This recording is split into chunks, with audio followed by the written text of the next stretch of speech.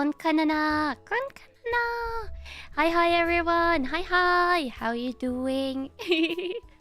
How are you doing? Are you doing good? Are you doing good?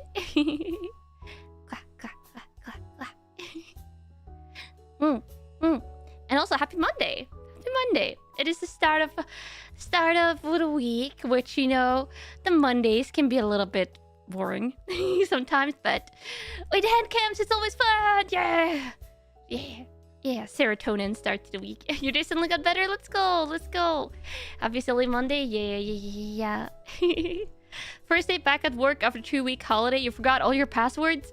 Oh yeah, if you have complicated work passwords, then if you have like all different passwords, I can see how it might be easier to forget.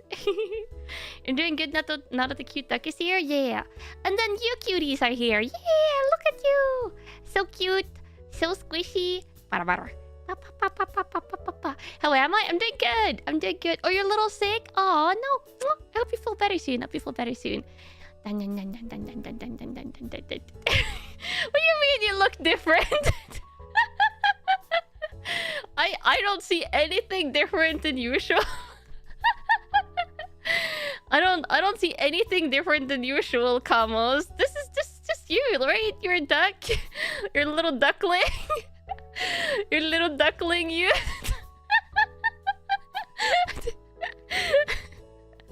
Dead from exercise, Kamals? Yeah, this is an exercising Kamal. This is a little green. Who are you and what did you do with Kamal? What happened to Kamal? Okay, wait. Okay, I have. Is this you, Kamals? Is this you? Is this you?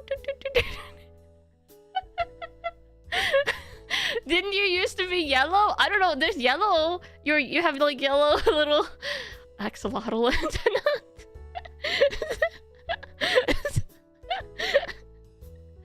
Cute not Kamal. You mean is this you? Is this you? Come. You have never left my desk. Sorry, I was just messing with you. Phantom, wow, thank you for gifting a Kamal Squad membership. Thank you. Be sure to send some love if you get the gifted. Arigato. It's you. I mean, it's your Squishmallow temporary form, you, but it's you. I have some other Squishmallows. And like one of the Squishmallows I have is like a mallard duck Squishmallow that my younger sister got me, and I was like, why not? And this Squishmallow I bought because it reminds me of Lottie. My Lottie, my cutie senpai. Your notification didn't go off. Oh, YouTube does mess around with the notification sometimes. Yeah. So I figured we just have like a silly start to the stream. No Kith? No Kith. Yellow feathers are for baby ducks. The mallard is an adult form. You evolved. No, you will evolve into call duck.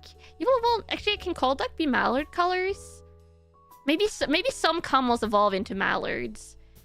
Could camels be all types of ducks? That's something to contemplate. I haven't really thought about that. Maybe you can all be all of you look the same when you're like camel babies, but when you turn adults, maybe you turn all colors. I think call ducks can be other colors than white, but white is the most common one. Maybe you can be mallard. Zakuzero, welcome back to Camel Squad. Mwah, Camel. Hello, Kanna. Sorry I won't be able to stay long. Have to get back to work. Have a nice work day.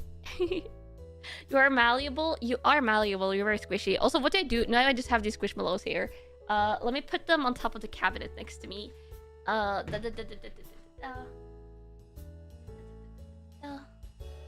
Oh no, I'm adult Kaldak. Camels, I'm Kaldak. Did I find the camels? Did camels find me? I have no idea. Camels are just here.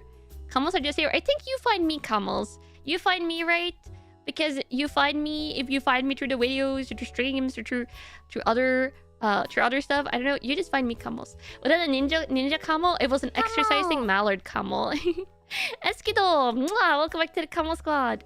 I want to grow to be a yummy roasted Peking duck. No. You're not allowed to grow into Peking ducks. That would be really dangerous for you. That would be really dangerous for you. You endlessly come out of the walls? Possibly. You definitely find me very cute. Kla, Kamos.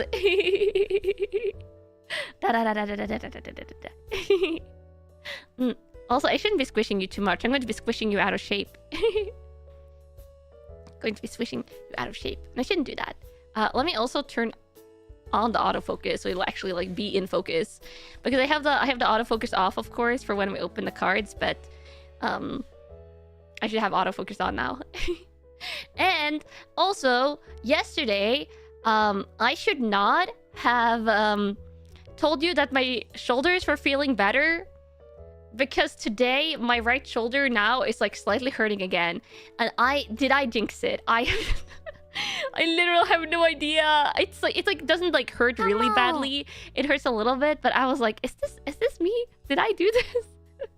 I haven't crocheted. Like, I didn't crochet yesterday, so it's not that. Also, Flutterbox, welcome back to the Kamo Squad. Testing her durability with those squishies. Yeah, testing Kamo durability. I did jinx it. Yeah, I shouldn't not tell you. My shoulder feels fine again. It's just like when I'm not complaining about my shoulder, I guess you can just assume that it's fine. Also, I don't want to complain a lot, but I'll try to take it a little bit easy with the crocheting today. Because of my shoulder. Did I sleep differently? I might have slept a little bit badly because I went to bed a little bit earlier yesterday, and when we're saying like earlier, we're meaning like relative to my recent sleep schedule, you know? But I think because I took a nap yesterday, I couldn't fall asleep. So I laid awake for like 1.5 hours, like just tossing and turning in bed. But when I went to bed yesterday, I like usually when I go to bed, I give like all the kitty cats like a head pat before I go to bed. And I found everyone except for Jin. Jin isn't usually in my bedroom, but I was like, oh, maybe he's like sitting in the window in the bedroom or something like that. So when I went to like go to bed, Jin was sleeping in the corner of my bed. He was sleeping on the corner of my bed, and like he put his head up when I came in, and I was like, oh. Because yesterday I was talking about the fact that like the only cat that like really doesn't really come in my bed to like sleep when I sleep is Jin, but he stayed. Like even after I got into bed, he stayed. And then of course Yuki, who is the one who usually sleeps in bed with me, he also came and like laid down next to Jin, and they slept there together. And Yuki even like groomed his head a little bit and stuff like that. But Jin stayed there. He stayed there. Like usually when I go to bed, he will just get up and leave. But I woke up at I think like 7-8 a.m. I woke up briefly, and Jin was still there. He wasn't there when I woke up properly, but he was there for the majority of the night, I think. Jin heard me and felt guilty. Yeah, the possibility that the cats actually understand absolutely everything that I'm saying, that possibility just went up by quite a bit yesterday. Come on. But it was so cute. It was so cute. It was so fluffy. So also I was sleeping very carefully to not like accidentally like bonk into them so they would leave. I was like, oh, I gotta sleep carefully. I really gotta do something about my 120 bed so I can start using that one and have more space to toss around while the cats are still in the bed with me. Callum, welcome back to the Kamo Squad. Mwah! I kinda hanging out with my friend talking about Warhammer while watching you stream on a laptop. We'll be lurking, have fun gacha. Love you, Kanna, love you! And have a good time with Warhammer. Yeah. So yeah, maybe the cats understand everything that I'm talking about. Jin and Yuki are currently in the cat tree behind me, so I love you, cats. I love you so much. Like, that's not a lie. But if you understand what I'm saying, please eat your food properly and stop going on hunger strikes when I like try and introduce new foods and stuff. Please stop doing that. That's a big pain. Yeah. I feel like if they do understand me, it's very selective understanding. They're like, yeah, we can understand this cuddling stuff. This other stuff about like stop being picky about food, we don't acknowledge that. They still speed eat? I ate like semi-speed eating today. Semi-speed eating. But I also didn't take a nap today, so if I go to bed a little bit earlier, this time hopefully I will fall asleep. What are the odds of one of my cats sneaking into a stream? Do you mean like into the HANDCAM? Because my desk is like 80 centimeter up from the floor, so they're not going to like just suddenly like walk into view. Also, they're huge. I've shown my cats on HANDCAM before. They're pretty big. Like they're pretty big. I don't think they would fit. Though I could probably like swing my camera outwards, like show you the floor and like show you a kitty cat, but that's also like a little bit like comes with its own risks. But maybe I could do that. Maybe. Konbanwa. Ka. No speed dating, no napping. Is this real Kanna? It's real Kanna. Don't worry about it. Hello, are you late? No, we're just starting. We're just starting out. Also, hooligans. Hi, raiders. Welcome. Hi. If you haven't been here before, I'm Kanna Yanagi, your local duck detective from PixelLink 2nd Generation Chronicle.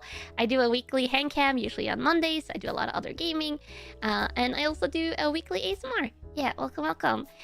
If you don't know who, she's a super cute tiger VTuber. You should definitely check her out. So I hope you get some good sleep or some rest or some food, depending on what you're doing. And hi, welcome. We're just starting out stream, so if you want to have somewhere to hang out for the next 4+ hours, well, I got you covered. Yeah, got you covered. And we'll be opening Pokemon cards today. Though these are not the ones we're going to be opening. You're new. I seem sweet. Oh, thank you. Yeah, we'll be doing some shenanigans. So first, we're kind of like chit-chatting a little bit. We're kind of just chit-chatting a little bit in the beginning.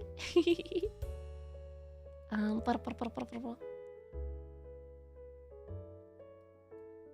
me see. I had like a note because I've been like wanting to chit-chat about some stuff. Oh, and I also got a Maro. I got a Maro with a question.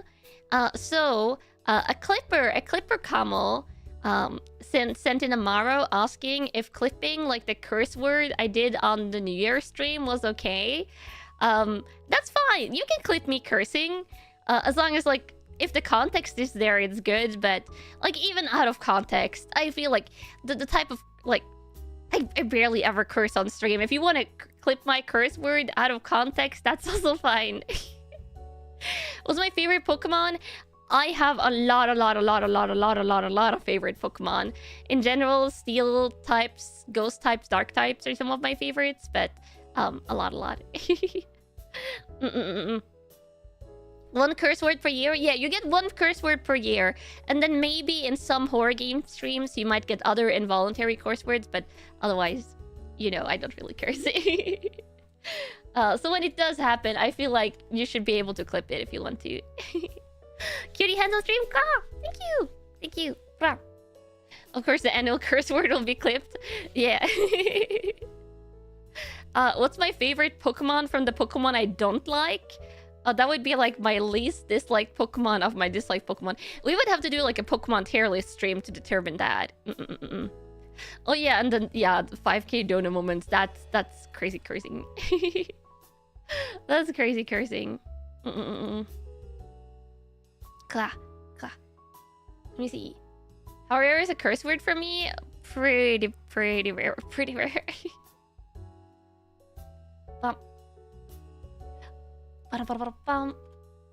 Oh, one thing. I will say, Camels. Okay, so we know that I put like also a limitation on how many scabs I can send in this year. I already sent in my scab for January, but I actually got a second scab accepted this January, and that is a scab that I thought was going to expire, because if you send in a scab, like they have like 30 days to accept it. But most scabs that get accepted will be accepted in like the first, I would say 1 to 3 days. If it takes longer than 3-4 days, that usually like 90% of the time means that it doesn't get accepted. So I had one that I was just kind of like waiting for it to expire. But it got accepted. And I was like, whoa. So just so you know, Camels, I haven't sent in more, but it was one I sent in last year, and it's actually like a background like specialist artist. because I wanted Kamos to have like a like if any of you want like a Kanna wallpaper, I don't know how the art is going to turn out because it's scab, but I kind of wanted like if any Kamos wants like a Kanna wallpaper but doesn't want like big anime girl on your computer. Then I wanted like to like have a scab sent in for that. So we'll see how it turns out. I asked for jungle and temple exploration. Which I'm really excited about because like with Indiana Jones and like there's a lot of like I feel like games that have like more like jungle forest like type exploration stuff, and I want to play Tomb Raider eventually. Can you draw fan art? Or you can draw fan art if you want to. Yeah, and also jungle. In the jungle, yeah, in the jungle. So we'll see how it turns out, but yeah, I got accepted, so I was really happy about that. You got big anime girls filling your screens daily, but maybe you want something more low-key for your like PC wallpaper. I don't know. Misutani Eri, welcome to the Kamo Squad. Welcome. Oh, I don't mind if anyone does slightly sussy fan art. if it's like tastefully sassy, I don't mind it. You can put it on the art tag. I mean, you've like if it's like the level of any scab that I've done so far, that's completely fine to put it on the art tag. If you do it more like 18 plus if anyone does better like that, like of course like be your artistic self, but maybe don't put it on the art tag on Twitter. Maybe yeah. Yeah. You'll be wanting kind of wallpapers. You see me even when I'm not streaming. Yeah, I wanna like have like a lot of like wallpaper possibilities for Kamals. Yeah. But I didn't know if like what you can or cannot like scab or fan art was clear, but whatever you want, Kamals, just know what you can and cannot put on the art tag. Yeah. So we are today, of course, opening Pokemon cards. Let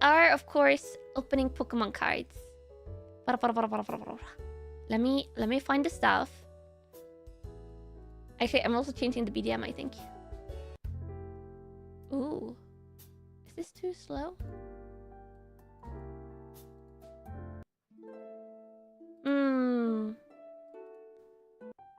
Squawkabilly, what a name. Yeah, Squawkabilly. I want to have a fitting BDM for the opening.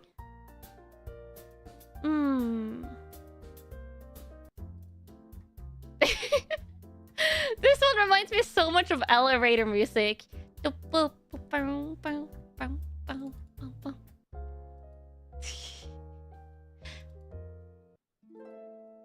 Maybe.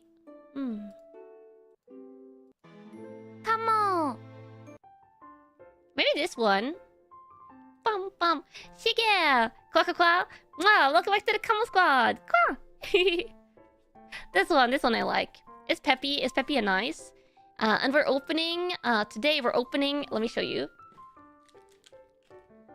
We're going to be opening a booster box of Paldea Evolved. Yay! Paldea Evolved. And we opened Paldea Evolved in the past, so I just wanted to give you like a rundown of the Paldea Evolved cards that we do have. It's an amazing set. It has some gorgeous illustration rare cards, which are the ones we want to get today. They are definitely the ones we want to get. So these are the cards we have, like from like EX cards and up. So we have Squawkabilly EX, Cloudsire EX, Chiyu EX. We'll get duplicates of these today. We'll definitely get duplicates of these today, like for sure. Mega Art, welcome to the Kamo Squad. Caparajah EX, Pikachu EX. I wouldn't mind a duplicate of that. That one's pretty cute. Tempao EX, 2 Fortress EXs. These are like the Terra EXs. Noivern EX, Bellybolt EX, Quackawal, Qua. And then somehow, I don't know how, but I have 2 Copper Two, like, why do I have 2 of these? 2 Copper full arts. 1 Chi-Yu full art. 1 Fortress EX full art, which this one I actually quite like. I quite like how that looks. Then we got Saguaro. We got Yakumo. These are like the full art trainers. And then, of course, the illustration cards. So we have Graffi. These are the regular illustration mirrors. Sandigas. God, I love this. I love this Sandigas card. It's so cool. It's so cool looking. We have Sprigatito!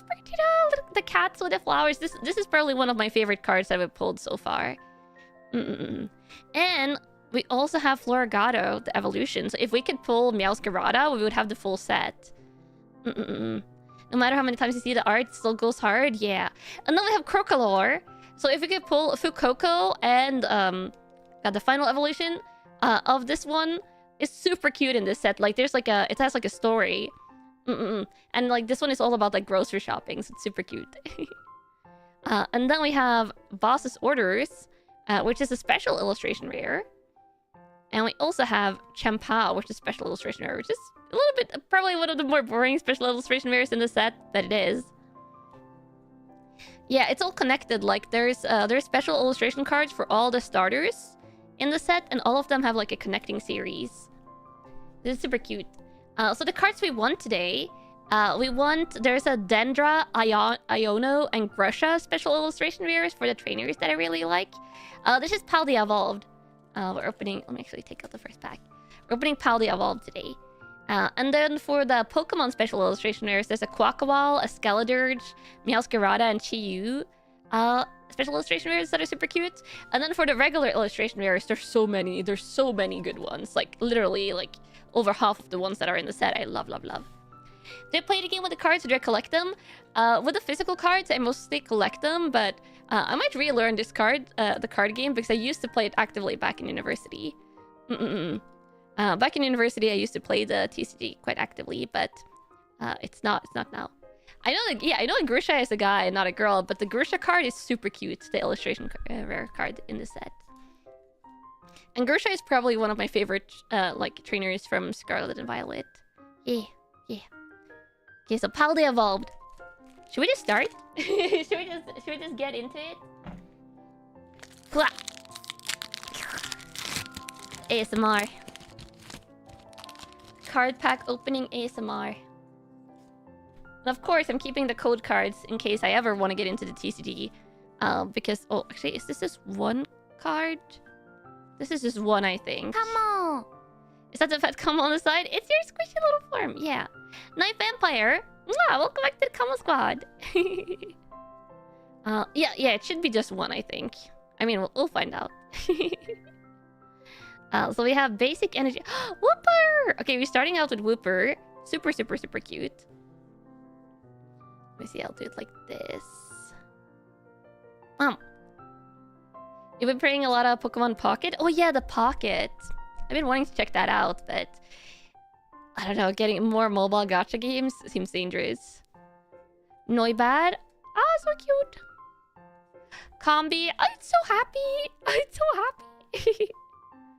Glivit was very adorable. Jet Energy. Fighting a lot. Like a drink. Marble Stiff. Choice Belt. Okay, that's the first reverse.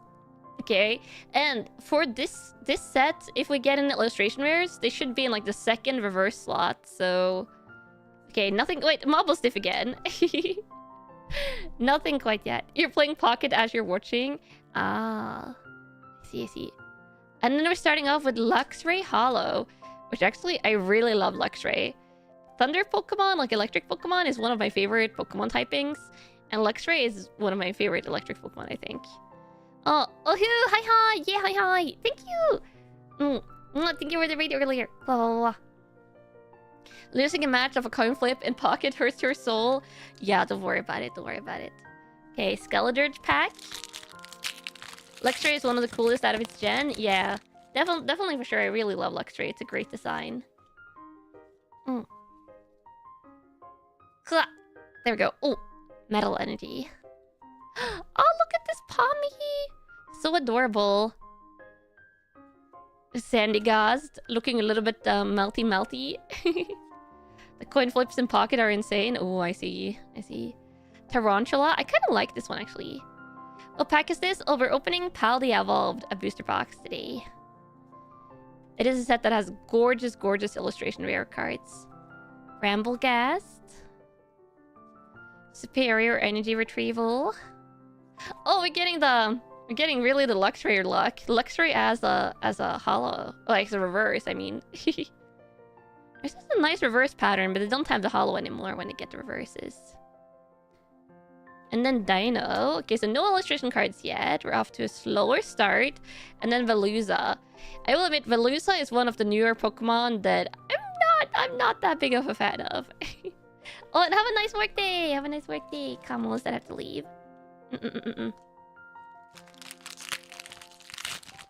How many packs though? Oh, 36. There's 36 packs in a booster box. Well. Am I liking this music? You know what? Let's change it up. Let's have this instead. Some jazzy music.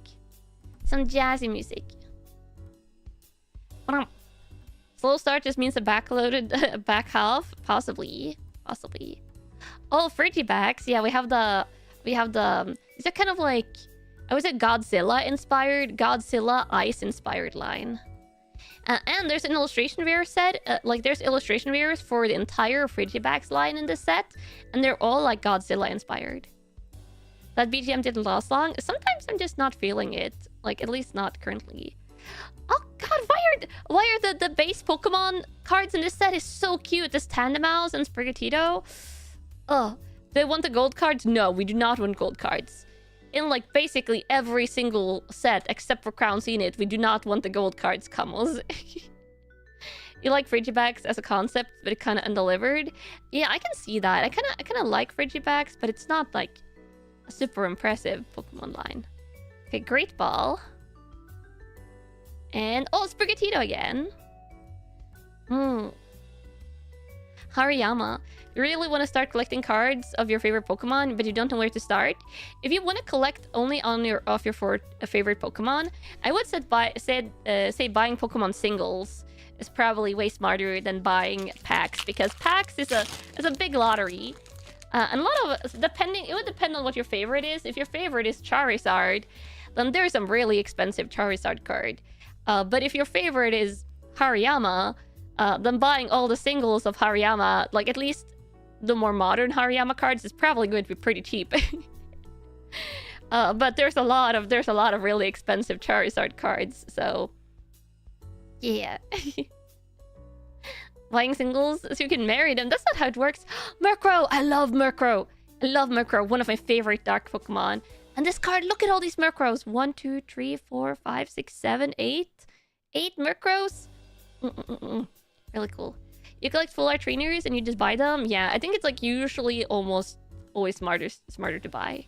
Yeah. That's for any TCG. Oh, Mischievous. Oh god. This set goes insanely hard for the regular cards. Gatita! Oh, it's so cute. It reminds me of Weezoo. Sudowoodo. Very derpy. Very cute.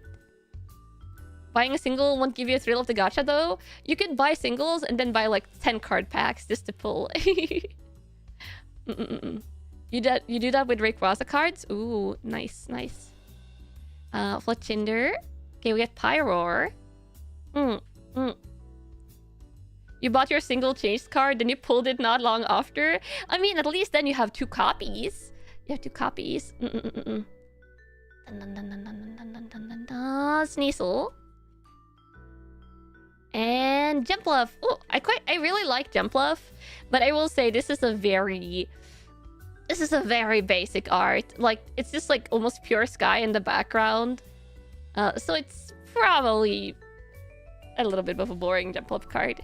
They collect based on series. I pull cards because I think it's fun, but I might start buying some singles myself out of like illustration cards that I want. And actually, I'm considering like when I buy single, just buying Japanese cards because I don't mind like if they're JP or not, and the Japanese cards are often cheaper. Magnemite, love Magnemite. Yeah. Nimble. You thought Jumpluff was a base Pokemon, but it's third stage evolution. Yeah, Jumpluff is third stage. Not quite as obvious. Shinx. Rookidee. There's a Rookidee illustration card in this set as well. JP cards look way better too. I've heard that the hollow, like not the hollow, but the texture on JP cards are better than English cards for most sets. Speed Ups. Pyroar. Qfent, okay. We haven't pulled anything so far, like literally nothing. Quaxley reverse. Okay, are we pulling something? Oh, whoa, whoa, whoa, whoa! Oh, boss's orders. We got a full art trainer. I have this, but I have the. We pulled this. This is the special illustration version. This is the regular version. Nice, nice. Okay, so this is a card I don't have. I like it. I like it's very, very, very cool looking, very dark looking, and it's a black and white era card, and black and white is one of my 2 favorite Pokemon gens. So, nice, nice. It's an interesting outfit. Yeah, it's like a bad guy. Yeah, complain and you shall receive. It does work apparently, and the hollow is the hollow like effect on this is really nice. Let me pull out my card sleeves. There we go. First hit, and it's not an EX. First hit, and it's not an EX. It took 5 packs though.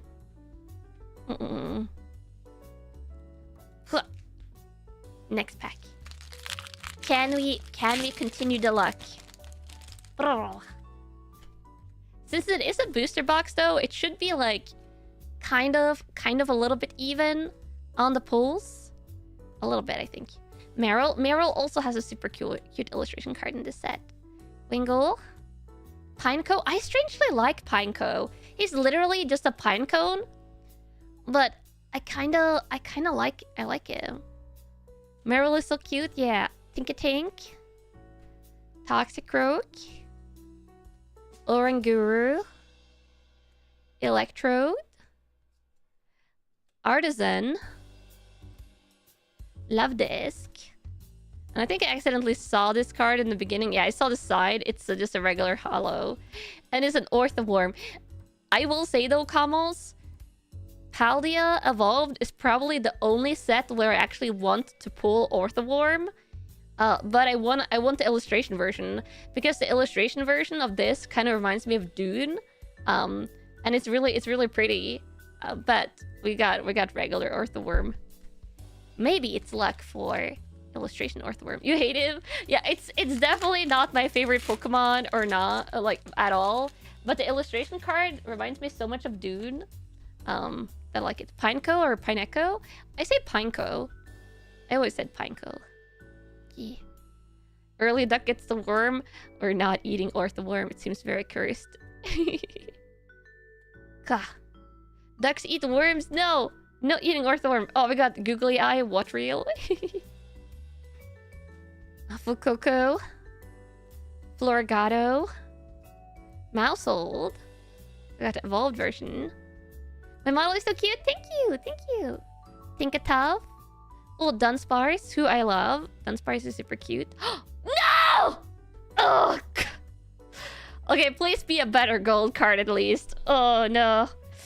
Usually, if you pull a gold, sometimes it will take the slot of a special illustration rare in the set, which decreases the chances of special illustration rares. Oh, God. Oh, at least it's Skeledirge. Okay, at least it's Skeledirge.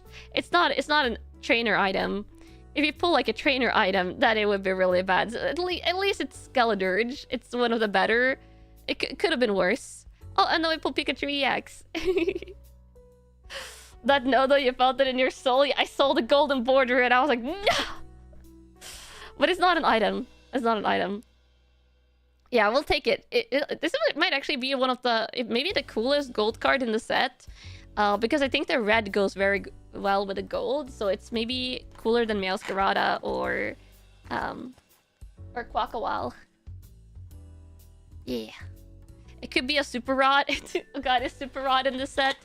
I forget which item cards are in the set because I honestly don't pay attention to the gold cards. When they're just random. There was pain in that. No, I know! God. I hope we can still get a special illustration here. But the chances have decreased. The chances have decreased, sadly. Do the cards feel as soft as they look? I mean, they're not like soft in the way that they're bendable. But they're like the texture is really nice. That's your boy that you used in Pokemon Scarlet. I used Meowscarada personally, but I like all of them. Skeledirge line is probably the one I like the least, but all of them are good, I think. Mankey, is it a significant decrease? Like, we could end up pulling no special illustration rares at all now. The texture is quite nice. Yeah. Vigoroth. Pincurchin. Little spiky electric boy. Crocolore. Sandygast. Melting again. And... Oh! Claw! Claw, luck boost! Icky! Thank you for the super coins! Yeah, we got a luck boost. It's Quaxwell! It's Quaxwell! It's one of the ducks! Not my favorite. I like the first base card special illustration rare better than this one a little bit. But it's still a duck. It's still a duck. Is he baking? He's like getting his hair ready. He's like getting his feathers ready. He's like in front of a sink with a lot of beauty products. It's a very fancy duck. Oh, and then we have Low Kicks, who is probably going to haunt me if I pull a lot like Low Kicks. But Coxwell. Yeah, his styling is hair feathers. But I like it. I love the illustration of like the surroundings and stuff. Claw. Is that my daily routine? No, I'm more like basic. Claw. Shiny eyes, yeah. Oh yeah, the eyes have the hollow effect on them. But this is a really nice pull. Like, I haven't pulled any duplicates so far on the illustrations or the full arts, which is what I want to avoid. I hope I don't pull in duplicates. Fancy duck, yeah, very fancy. Super fancy. Okay, metal energy. Now we've got a lot of pulls in a row, and only one EX so far. Ramblin, Qfant, Krogunk, Ositaro. Pommel. Also, Kanna if you're jumping in. Kanna. Gotharita, who also has a super cute illustration card in this set. Hunch Crows. Kanna rolls out of bed, already looking cute. Kawa. I don't know about that. Also, Veluza. Superior Energy Retrieval.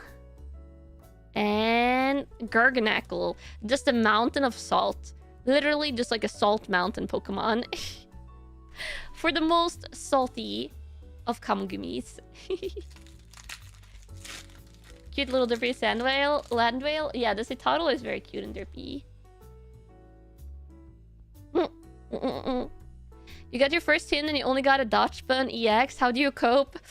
Oh, with all the salt. Just with all the Garganackle salt.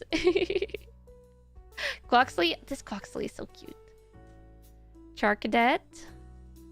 The Knuckly line you didn't expect to like so much. I actually quite disliked the Knuckly line at first, like the salt line. But I'm liking it more and more when I'm realizing it's like just literally just like clumps of salt. Tabulb. Grafify. Also Titan. A land whale evolution. Oh, Faulkner. I forgot he was in here. That's like a Gen 2 gym leader. Nimble. How's everyone doing? Doing good. Gothita, reverse.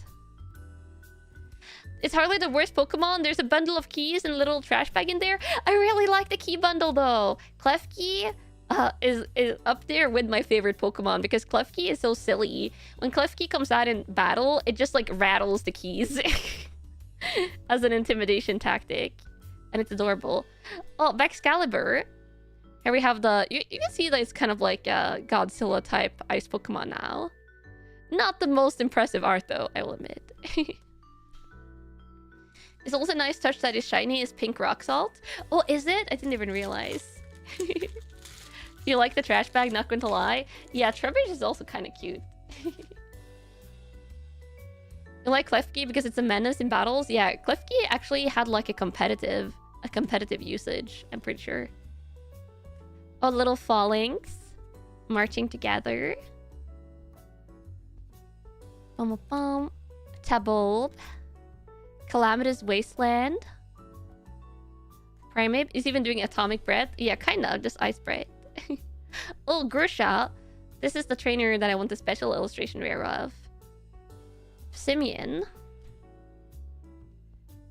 Bum bum bum bum bum bum bum bum bum. Hoppip. Hoppip reverse. Pretty sure the TCG players use Klefki quite often. Ah, in the TCG as well. I see. And Boss's Orders. We pulled all the variants of Boss's Orders now. Both the full art special illustration rares from previously, and then now the regular holo.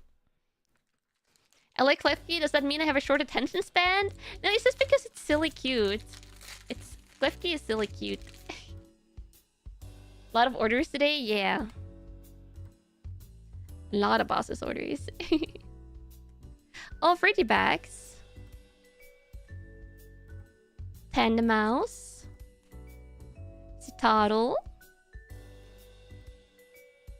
Knuckly. You know me? I love you too. Claw. The Dunsparce. Oh my god. I still can't get over it. Like for years, the community was like, please give us a Dunsparce evolution. And the Pokemon company was like, you said you wanted a Dunsparce evolution. Well, here you go. I know it has like lore. There's like lore, like I guess like folklore reasons for maybe why this makes sense, but literally it's just like 2 segments, and then you can find like the rare segment that has like 3 segments. I will say the one thing I like is that it does still look like Dunsparce, but it's so silly. It's so silly. Yeah. Best possible evolution they could have given it. I mean, it's very silly. It's very silly. And I love Dunsparce. And it's just a longer Dunsparce. Corviknight. I also really love Corviknight. Of the base like burb lines, Corviknight might be my favorite. You cannot say Dunsparce without the Dunsparce. The Dunsparce. You didn't even know this evolution existed? When did it come out? It came out in Scarlet and Violet, the newest game. Yeah. Rellor and Girafarig. And then Abomasnow. Oh, this is a quite cool Abomasnow art. And it is the Abomasnow season, if you're in the Northern Hemisphere. Enjoying the snow and the winter. Klah.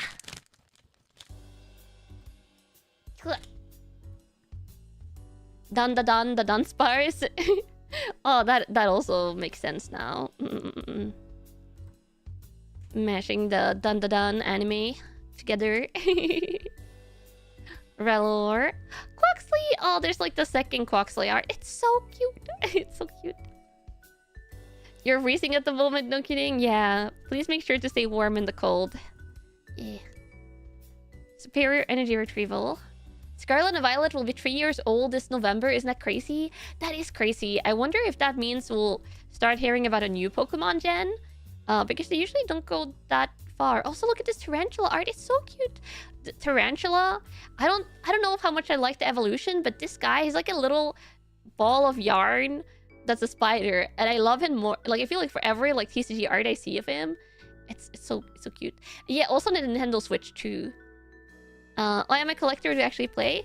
I'm mostly a collector, but I play TCGs. I haven't relearned the modern Pokemon TCG, but I kind of want to. I used to play actively in university. Yeah.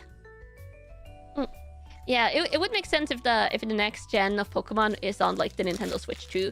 If they make it a launch title, like probably people would probably buy it. Klah. Oh yeah, Legends ZA. That's true, Legends ZA. I have to play Legends Arceus. Watrel. It's always just hard finding people to play with. Yeah, there's like... I don't live in a place, IRL, that has like a gaming, like card gaming, like, community. So if I'm going to play, I gotta play online, or with, like, online friends. Grandmaster, wow, thank you for the super coins. Just ordered my Zenith tin box display. Ooh, Crown Zenith is a great set. It's very fun to pull. Krogunk. You just bought the Switch like early last year, but you still buy a Switch 2 if it was next year? Yeah. I will buy a Switch 2 when it releases. Yeah, I'll definitely play Arceus. I want us to play it together. Oh, Oracorio! I really like this art. I love this background style. It's very, like, painterly, like, very, like, graphic style. Kind of like stained glass, almost. I love the effect of it. Probably one of my favorite hollows in the set. And also, yeah, Burb! It's Burb! We're getting super close to the end of the first half of the box. Coins! Oh, Adley! Ah, thank you for the super coins! Clap!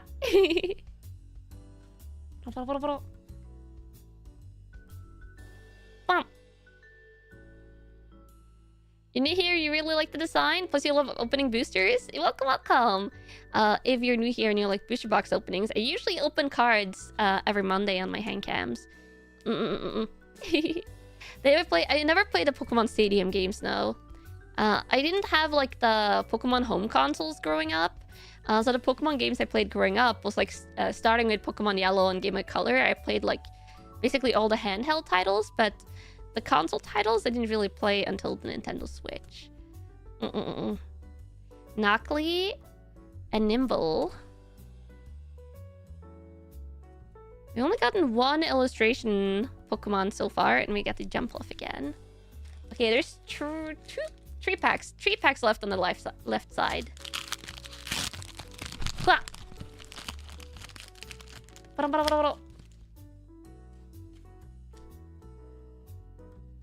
bum, bum, bum.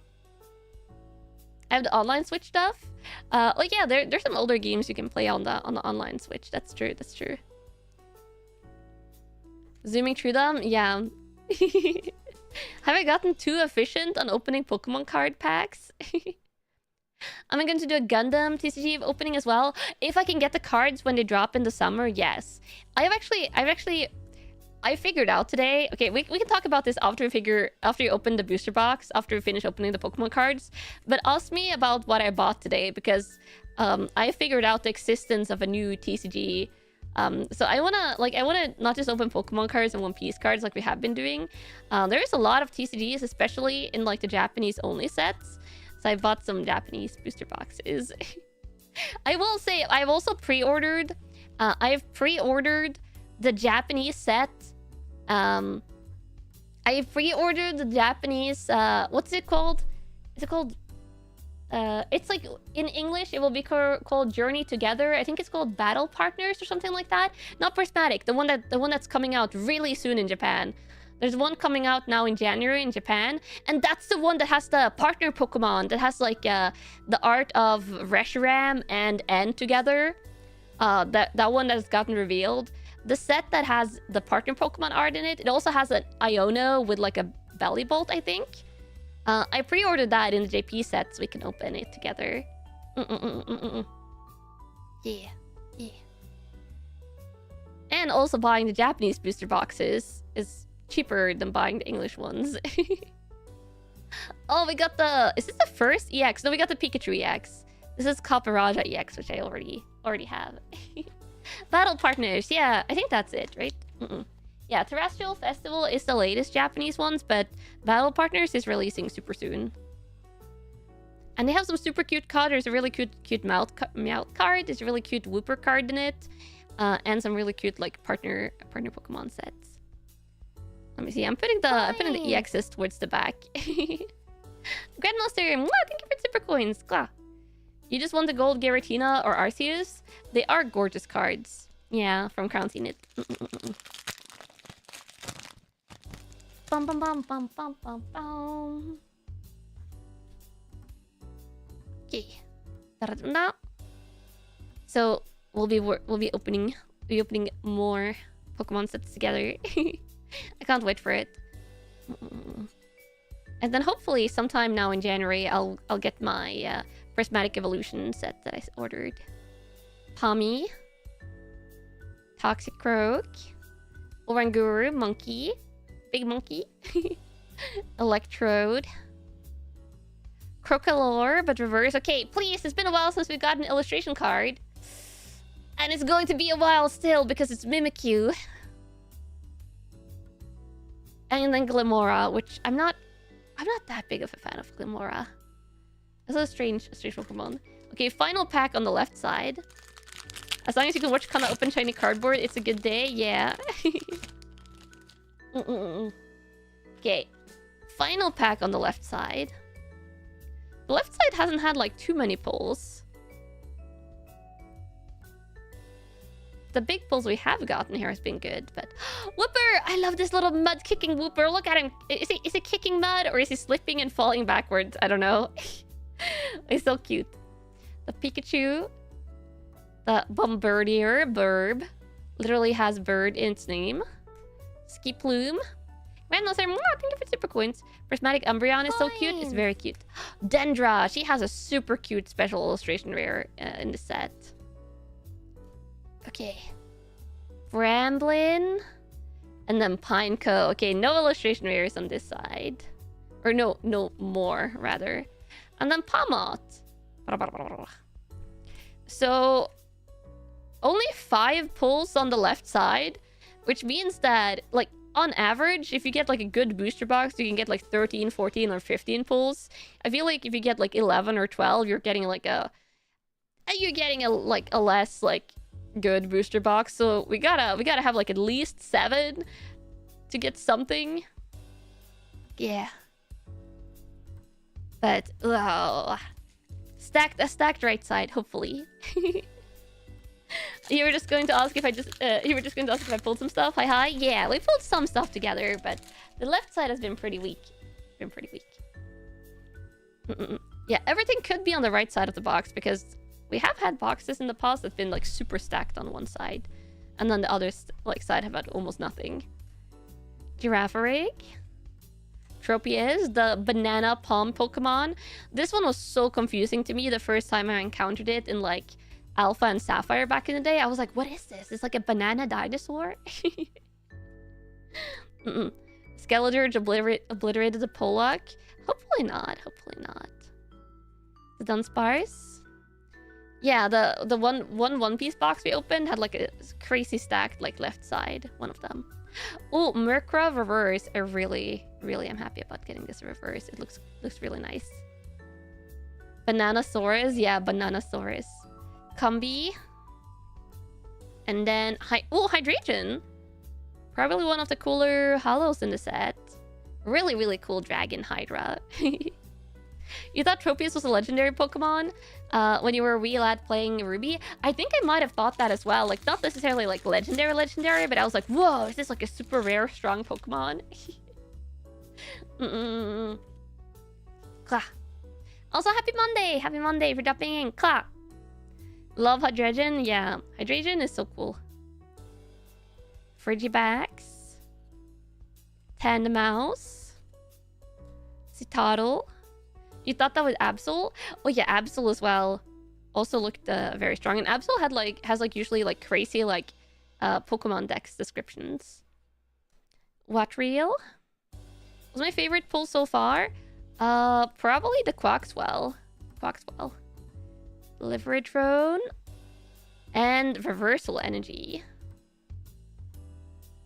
Oh, I don't think I have this. It's a Terra EX.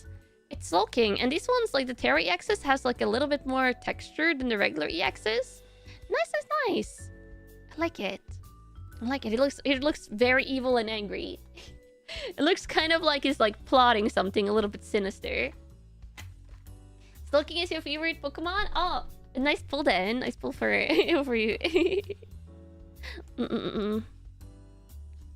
Is Hydreigon also inspired from the Hydrangea? I don't think so. I think it's more Hydra Hydra, like, as, like, mythical Hydras. Yeah, it's doing the, like, the diamond transformation thingy. Put that in there.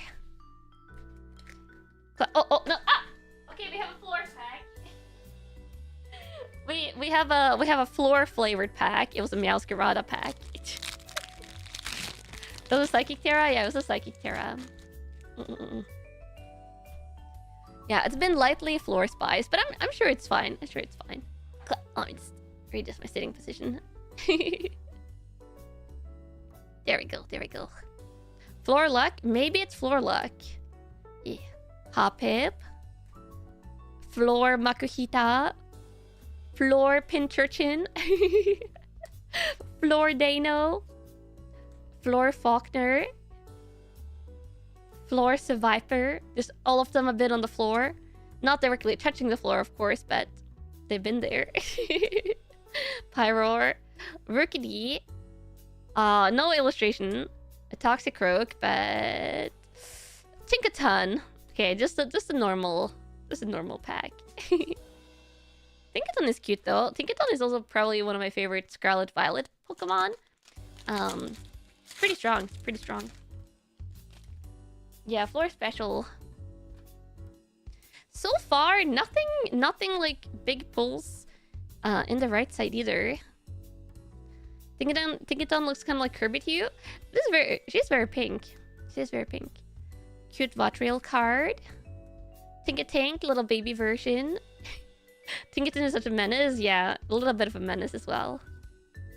Wespy Queen. Ice Cube. Oh, this is a silly Pokemon. Gotta go. Oh, have a nice day. Have a nice day if you have to go. And Oyasumi nighty night if you're going to sleep. Oh, Vespy Queen again. Reverse. And Tabble reverse. We've only gotten one illustration card. That's crazy. That's quite crazy. And then we get Robska, which I quite liked Robska actually. Is it super backloaded on the right side? I kind of hope so. Bring the full art luck for the next pack. Okay, let's see. Let's see. The gold completely messed up the vibes. Yeah, the gold could have been a bad sign. Magikarp, jumping. Slowpoke, please, good luck. Litleo. Rockruff, the puppy. Luxio, kitty cat. Luminous Energy. I like these cards. Very, very pretty. Lots of colors. Bombardier. Mankey. Okay, please. Please.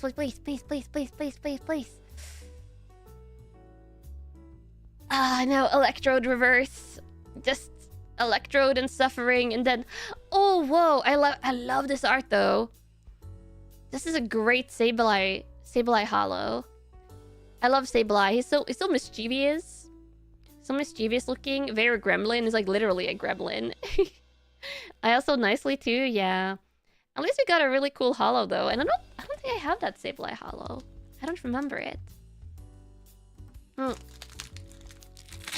Not enough complaining. Should I complain instead? That's kind of after midnight, is it? Maybe. Let's see. Shroodle. It has to be backloaded. We never give up hope. Yeah, never give up hope, Kamels. Never give up hope. Shinx. Oh, Iono. Maybe this is a good sign. The Iono illustration rare, like full art, not full art. Special illustration rare is one of the rarest cards, or like most sought after cards in the set, I think. Oh, Knucklestock. We got the middle Salt Mountain. Coruscant, Middle Crow. Oricorio reverse. Oh! Oh wait, it's a Meowscarada! Oh, it's a Meowscarada! Oh my god, a special illustration rare. It's the one I needed to complete the... It's the one... Okay, what's the other one? Whoa! Whoa! Grisha! Whoa! What a pack! What? Okay, the luck was just saving up. It was just saving up for this pack. I just wanted to see what, like, hollow it was. So I could just throw it away and, like, appreciate this Masquerada, but it's a double hit. It's a double hit. It is all the luck. Because if you weren't here at the beginning, I have pulled some Paldea evolved in the past. And literally, I have pulled the Floragato and the Sprigatito in the past. I said, like, kind of jokingly at the beginning, if we pull the Meowscarada, then literally, like, you can see we have the entire line, which they all, like, tie together with the same theme in this set, which is super cute. So that was, whoa. That was probably the special illustration rare in the set that, except for the trainers, that I wanted the most. RNG, I doubted you, not gonna lie. I'm sorry. Did you doubt the RNG? I guess we never doubt the RNG. The luck is back. It's so beautiful. Like, look at this. Just, like, looking over the city, from the treetops. Very, very, like, grass plant heavy, which I love for a grass card. And then we got Grisha, which is another full art trainer that I don't have. Klah! Let me get the sleeves for these. They look great together in the tree. Yeah, I feel like if you're going to display those, you kind of have to display those together. There's a city. I think there's some kind of like city or like ruins. Like in the background here, like you can see kind of like the rooftops. I can see kind of like the rooftops here. You pulled your first God Pack in TCG Pockets right before joining in. Let's go! The good luck, the good luck. And then we get Grisha. Very, very cute ice type leader. Yeah. The luck! The luck! The Meowscarada is definitely the best pull so far. Okay. More luck for the right side packs. Let me make these a little bit of a prettier pile.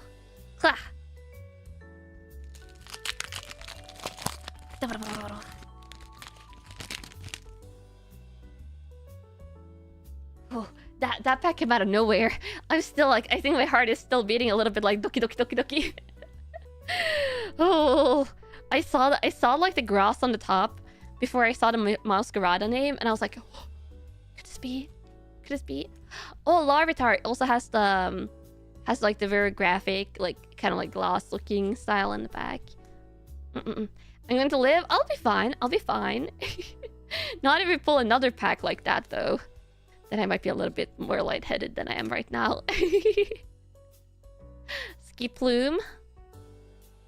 Raichu. Ooh, this is a gorgeous Raichu card. Especially with the reverse. And... oh, Paldean Whipper as a reverse. Oh, and we got Cloudsire EX, which I do have. So this is a duplicate for me, but... Cloudsire is super cute. One of my favorite Pokemon from Scarlet and Violet.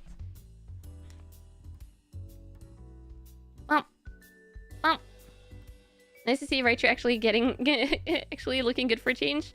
Raichu art, a good Raichu art is super cute. Yeah. One of my favorite EXs in the set, I think, the Cloudsire. Flamigo is an outstanding concept.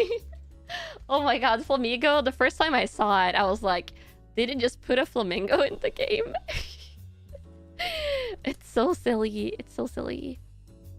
Mischief. Slackoth.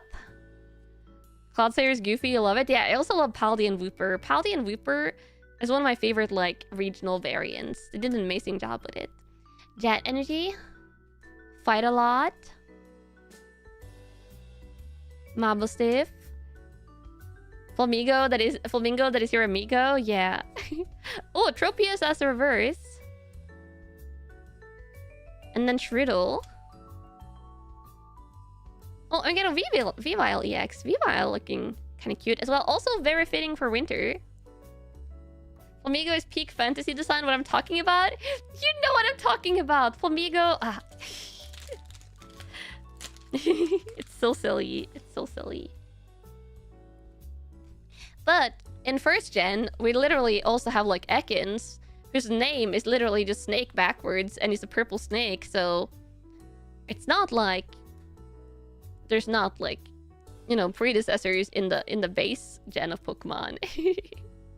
And Rattata is like also very rat-like. This is also purple, like Ekans.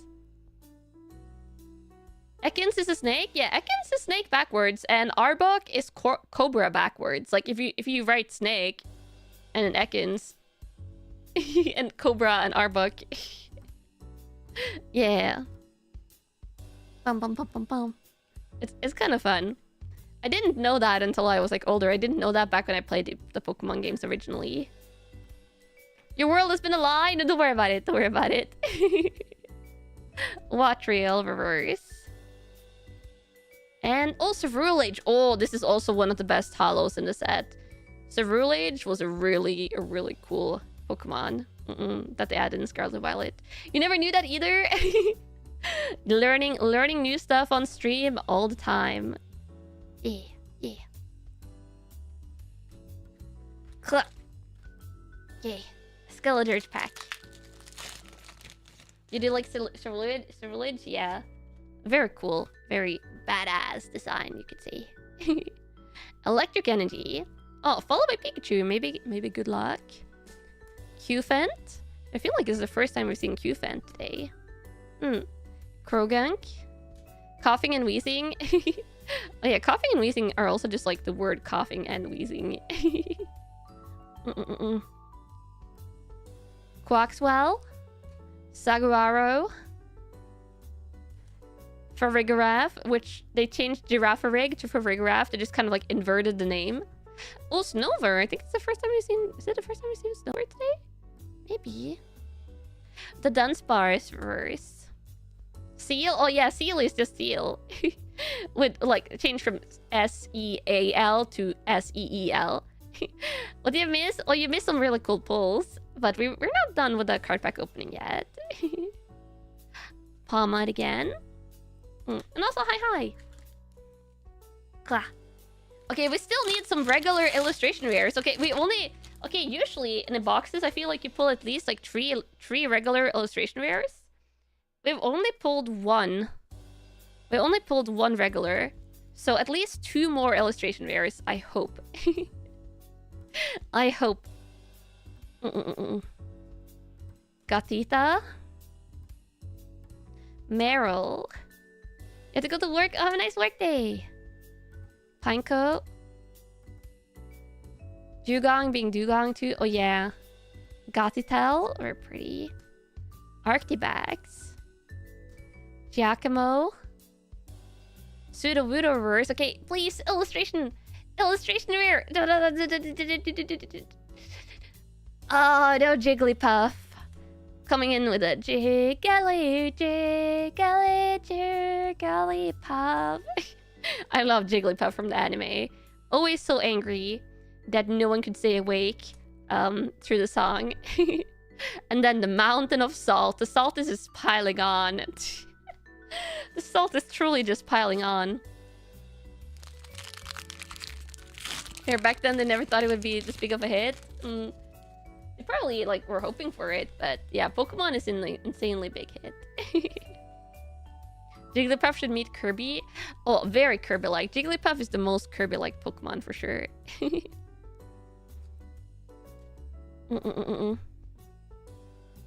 Fallinx. Combi. Is a Pouty. Can I do a Jigglypuff impression? I don't know. I'm not good at impressions. Also, we get Jigglypuff again. Zwellius.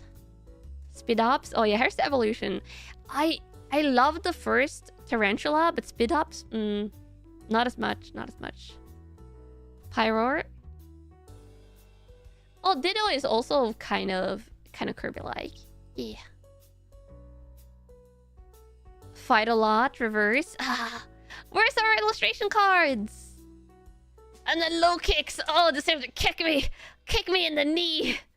How many packs are left? There's only 6 packs left, and 2 of them kind of have to have illustration cards for this box to be like well balanced. Oh.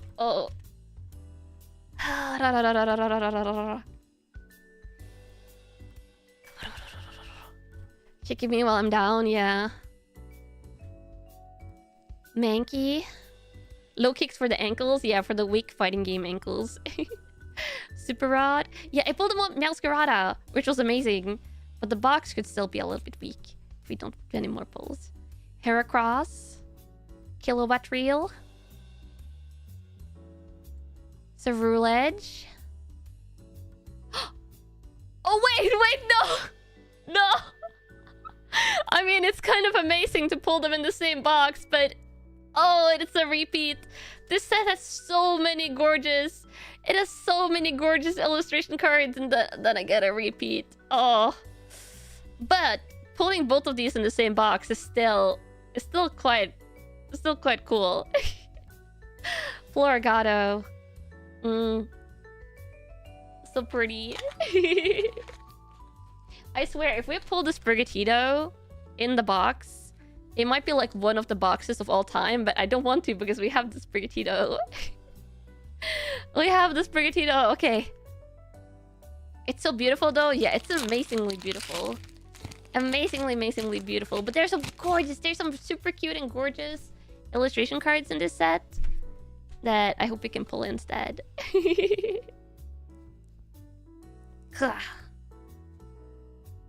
You're in between wanting that now. It would be exceptional. You're already expecting it now that I said it. It would be like crazy coincidences. Florigato again, just a regular form. Mousehold. Tinkatuff. Voltorb. And Frigibags reverse. Oh, and Boss's Orders again, which I pulled before today. Klah. 4th to last pack. Okay, one or two more. If we get 2 more illustration rares, that would be amazing. But at least 1. Also, hi for jumping in. Clap. There we go. Love Disc. Snover. Fletchling. Voltorb. Azumarill. Wespy Queen. My luck is getting cold. No, don't say that. Don't say that. Swellius reverse. And then... Mousehold. No! Oh, Gyarados. This is a really cool looking Gyarados card. And a nice holo. Yeah. Okay, 3rd to final pack. Which is... oh god, I don't... Tinglu, is that the name? One of the legendaries. Or mythicals, rather. An awesome Gyarados? Yeah. Yeah. Oh. We can do it. We can do it, Kamos. Makuhita. Pincurchin. Dano. Magikarp. Pommel. Gotharita. Hunchcrow. Magikarp again. And... Pommy. Oh, it hurts. Noivern EX, which is my 3rd Noivern EX, but Noivern is a super cool dragon Pokemon.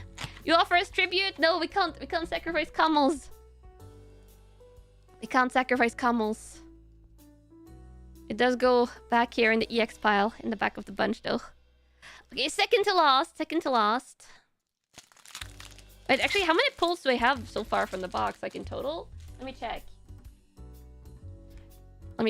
Okay, so in the box in total, I have 1, 2, 3, 4, 5, 6, 7, 8, 9, 11. No, 1, 2, 3, 4, 5, 6, 7, 8, 9, 10, 11. So 11 pulls so far. So we could get like 13 pulls if there's pulls in both of the final packs. Clavel. First time we're seeing him today. Tropius. Dunsparce, so cute. Hoppip, so cute. 1 Camel Sacrifice, 1 hurt. No Camel Sacrifices. Iono. Knucklestock. It's kind of worrying seeing the salt here, but... doesn't need to mean anything. Corvisquire. Calamitous Snowy Mountain. Very fitting for the season. Oh, and then Paldean Taurus. Okay, so no illustration. The final pack has to have an illustration rare in it. And then the Bomasnow, which we already pulled today. Oh. Final pack, which is a Meowscarada pack. Is that good luck after the Meowscarada pull? Possibly. Salt was a warning, maybe. Okay. I believe though. Final pack luck. It's Electric Energy. Slowpoke. Litleo. Rockruff. Larvitar. Calamitous Wasteland. Primeape. Gresha. I already pulled Gresha full art today. Wingull. Okay, that's the first reverse. Okay, this has to not be a reverse.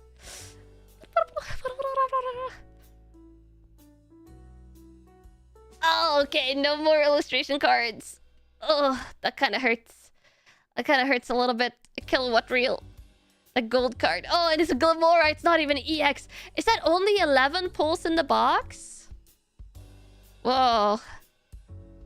Like, I mean, we pulled a Meowscarada, which is quite cool, but this is kind of like a painful box. I'm not going to lie. Because we have only 5 EXs. We got the Pikachu EX, the Caparaja EX, the Noivern EX, and then the Cloudsire EX with the Terra EX for Slowking. And then Boss's Orders. Yeah, the peak it really peaked with that one pack. Boss's Orders and Grisha, which I didn't have either of these. I'm super happy about that. And then the Skeledirge. I mean, for the gold card, probably maybe the best gold cards in the set. So Skeledirge isn't that bad, but... Oh, and both of the ones we pulled were the second, like the first evolution starters.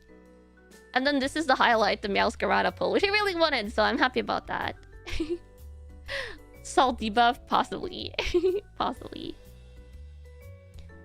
And it goes in my pile of pulls from Paldea Evolved. You feel like you shouldn't gacha today? Yeah, maybe we shouldn't gacha anymore today. Though, speaking of gachas, I wanted to talk a little bit about like Japanese like gacha sets. Because time to get another box. I do have another Paldea Evolved box, but I want to save it for another stream. So I'll probably be like chatting a little bit, and then we'll be crocheting. I'll be crocheting for the rest of the day. So if you just want to stick around for the card pack opening, that's understandable. But if you want to stick around for like just regular like chatting and like crocheting, like handicraft for this stream, that's what we'll be doing for like another 2-3 hours. Still pretty lucky. The Meowscarada was really lucky. That was the special illustration Pokemon that I wanted the most in the set. But other TCGs. I was looking today because I was ordering like a VTuber merch thing from Booth, where you have to use something called Bai, and on Bai you can like buy like Japanese stuff, and I was like, is there Japanese TCG here as well? Which I shouldn't have searched up, but that's how I found out existence of the Detective Conan TCG. Which, if you don't know Detective Conan, it's a detective anime. And apparently it has a Japanese TCG. It's not in English. It only has Japanese TCG packs. But there's like 3 booster boxes, and I bought one of each of them because like they were only like $20 to $40 like for each booster box. Yeah.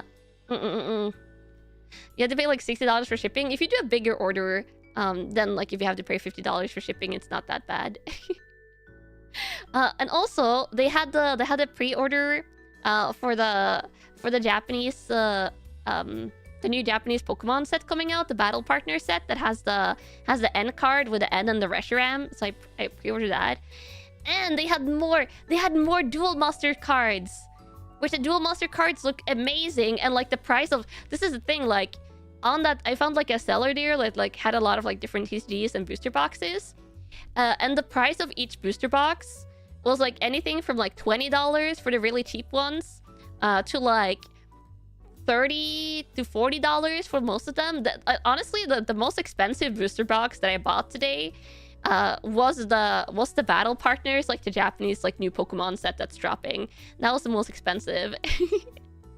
Yeah. I got a couple of One Piece JP boxes as well, because if I buy One Piece, like the English One Piece sets, or like even the Japanese One Piece sets, like in Norway, in Norwegian stores, it's going to cost me like from anything from $100 to $200 for a booster box, and like there it costs like $40 for a booster box. So it's like they're sealed booster boxes, which is crazy. I also saw a Dragon Ball. I bought a Dragon Ball booster box. I didn't know there was a Dragon Ball TCG. Also, Misma, roast the duck. No, I don't know what you're talking about. No roast the duck, Misma. No, don't eat ducks. Don't eat ducks. Look at how cute and innocent ducks are. Don't eat them. Don't eat them. $200. Yeah, it can get really expensive. It can get really expensive to buy things in Norway.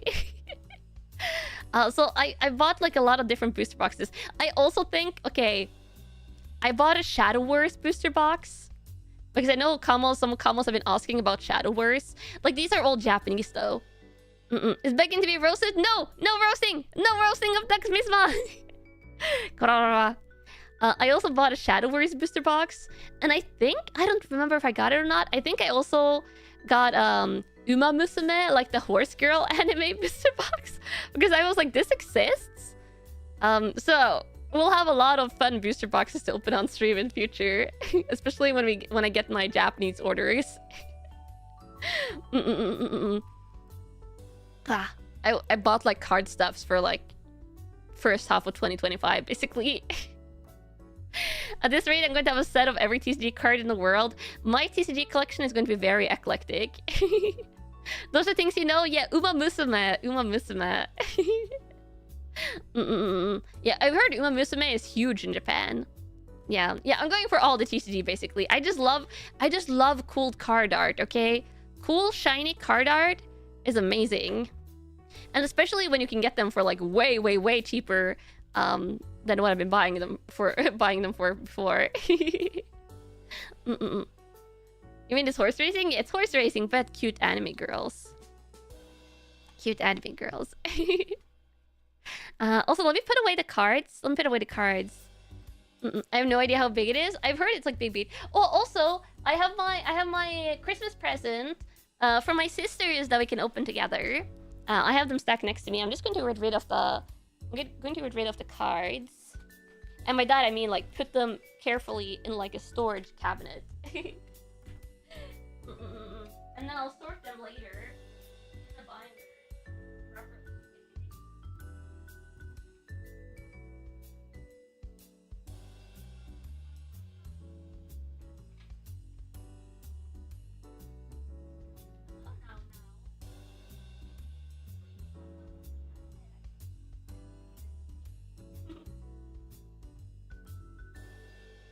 Dun, dun, dun, dun, dun, dun, dun, dun. Get rid of? You imagine me tossing them over my shoulder? Not quite that. Oh, Uma Musume is like on par with Love Life and other stuff like that. I mean, it makes sense. Did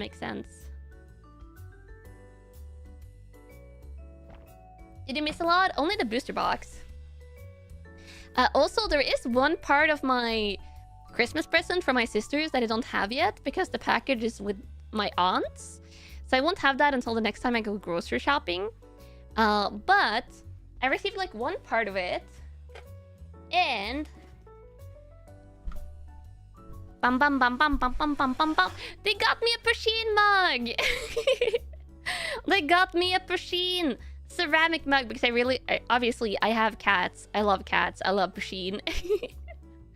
I don't know how you drink out of this. It does look a little bit awkward to drink out of, but it is super cute. Also, I love the art on the box. It is super, super, super cute. I haven't unboxed this because I figured we would open it together. And then also, if my older sister want to see me open the package, it could just check out the streams. What are those airs though without poking both your eyes? Yeah.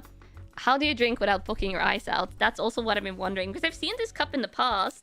And I've been like, well, I don't know if I could drink out of it. So I never got it. Oh, actually, you know what? The ears don't look as troublesome. They look like way smaller than they do on the outside. Let me just... Obviously, this one has a lot of reflections. Whoa, it's quite big. That was a cardboard box it came in. The cats will enjoy torturing this cardboard box. Oh, this is so weird. They're probably not watching right now, but... Okay. This is probably going to have... Oh, so many reflections. So many reflections. Oh. It's very cute. But so many... The other thing doesn't have reflections. This one is super cute though, but reflection. You can see the ears are smaller. They're like, you'll poke yourself a little bit. You'll poke yourself in the face a little bit, but not as badly as I thought. And it's a pretty big cup, so it can hold a lot of... Is the dishwasher safe? Not hand wash only. Oh, that's going to be a little bit tedious. Okay, so not dishwasher safe. I gotta remember that and not put it in the dishwasher. But it's super cute. It's super cute. And then they got me something else, which I'll be able to show you properly because it doesn't have reflections. And it's a little machine 3D lamp. It's so silly, and it's like a gaming machine, so I love it. I do hope the cats won't chew on it. I'm going to have to put it somewhere where they won't chew on it, though. Machine's delicate body is not made for dishwashers. Yeah, apparently not. Also, look at these. Look at the box art. Ah, it's adorable. It's adorable. Yes, my sisters know me. They know what I want. Oh, it comes with a... I guess you have to be like over 14 years for this. Does it afford... I'm assuming this means like plus 14. Like, does it mean like you have to be over 14 years of age to own it? Or like it's the recommended age perhaps? Yeah, it's coming like this. It has like a charger cable. Age requirement? I'm assuming it's age requirement. So it has like a little thingy here. Let me see. Check it out. Oh, he's just sitting there. Wow, he's just sitting there like quite perfectly. Is it age or IQ? It could also be IQ. Oh, whoa, it's so light. It's... I thought it would be heavier. This is literally like so light. Well, that's nice because then it wouldn't be heavy carrying iron. And non-reflective.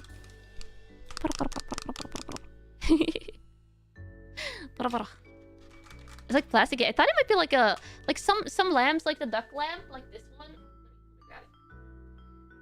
This one is like this part is like a little bit like more like rubbery.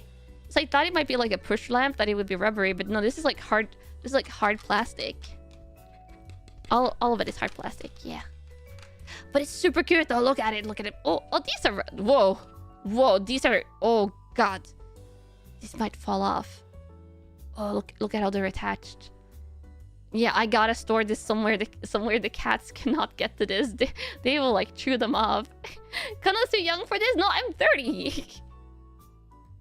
They move. Yeah, I don't know how to feel about the fact that they're like rubber. And they're attached by like little, like you can see that like little thin strands. They're not sewn on, and they're like attached from the inside. So yeah, I gotta be really careful with those. But super easy to carry. A little tail. Oh, what are cats doing? Messing around with some boxes in the background, probably. You gonna go to sleep? Oh, yes, I mean, at night. Hope you get some good sleep. Well, yeah. So this is part of my Christmas present. So thank you, Yanagi sisters, older sister, younger sister. Mwah, I love you. You wanna know what I gave my my sisters? You wanna know what I gave them for their Christmas present? It is one thing and then one like non-thing, I guess. Let me see, where should I put it? I gotta put it somewhere temporarily. Just put it on the cat tree next to me. I hope that the cats don't try and fight for dominance. So, my younger sister, I gave her money. I gave her money. We don't live in the same city, sadly. So I was like, if I give her money, she can just buy something herself, like something cute. I was like, please only buy cute stuff. I was like, only buy cute stuff, like no food or stuff like that. Just cute stuff, whatever you want, like something fun. Though my older sister, like you can also just like buy something and like choose like a pickup location in another city. So I basically made my older sister pick up her own Christmas present by doing like an in-store pickup in like a store in her city.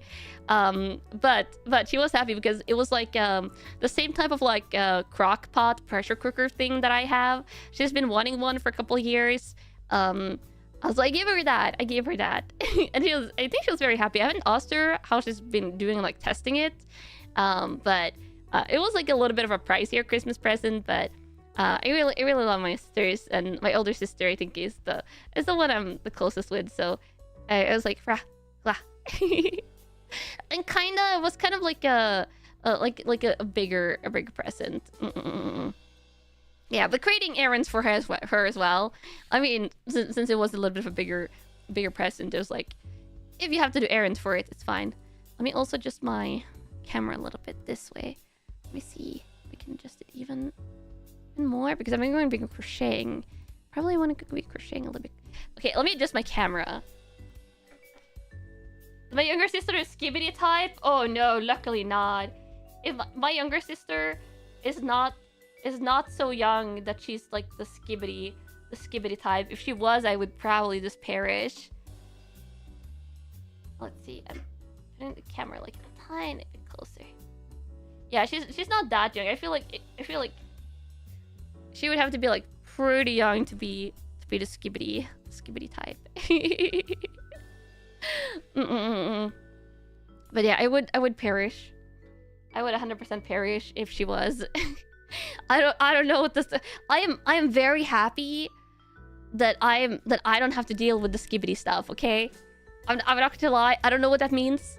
I have no idea what that means. I don't know any of like that like the things that young kids like nowadays. Okay, I am not. I cannot blend in with like the really young kids, and I'm kind of happy about that. It just perish for me saying it. Yeah. It's one of the things that I'm happy about. Your nephew is full on skibidi. It hurts. Yeah, I don't know what goes on with the young kids, and I'm just like, I am here for the plushies and the Pokemon cards and like the cute like duck figures and the games and stuff like that. I am not here to learn skibidi. I don't even know. I have yet to look up what that means, and I refuse to. You're fine with being the unknowing old-timer? I would rather acknowledge being an old-timer rather than, like, trying to keep up with, like, the really young memes and stuff. Like, the brain rot. There's skibidi toilet plushies? Oh, that's so cursed. Also, let me switch up my BGM. How did you, fellow kids? It's one of the times where I'm happy that I'm not fellow kids.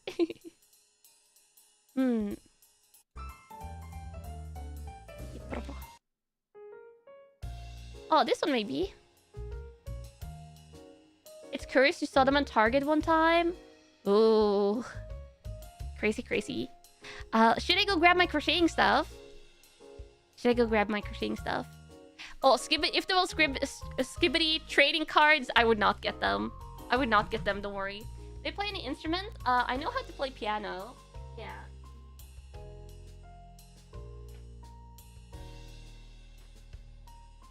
Crocheting stuff has been acquired. Let me just get my...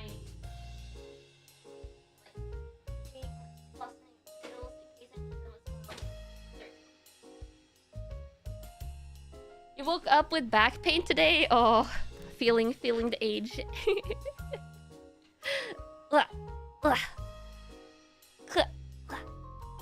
So, crocheting!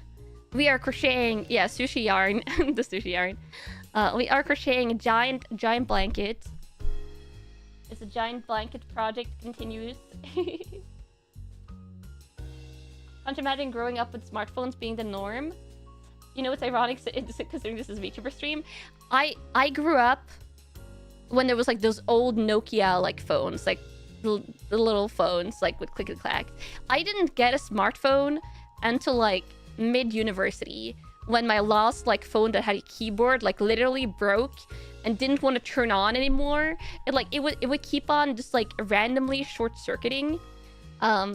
And then like turning off, and like literally like the keyboard on it started peeling back. It started peeling back, and with the random shutoffs, I was like, okay, I think I have to let go now. I think I have to let go and actually get a smartphone. And that's what I got. Like, I like smartphones now, but I held on for a long time. Let me see. Yeah, I usually use my phones until they don't work. I'm just looking up the pattern. If anyone want to see the pattern, this is what we're making.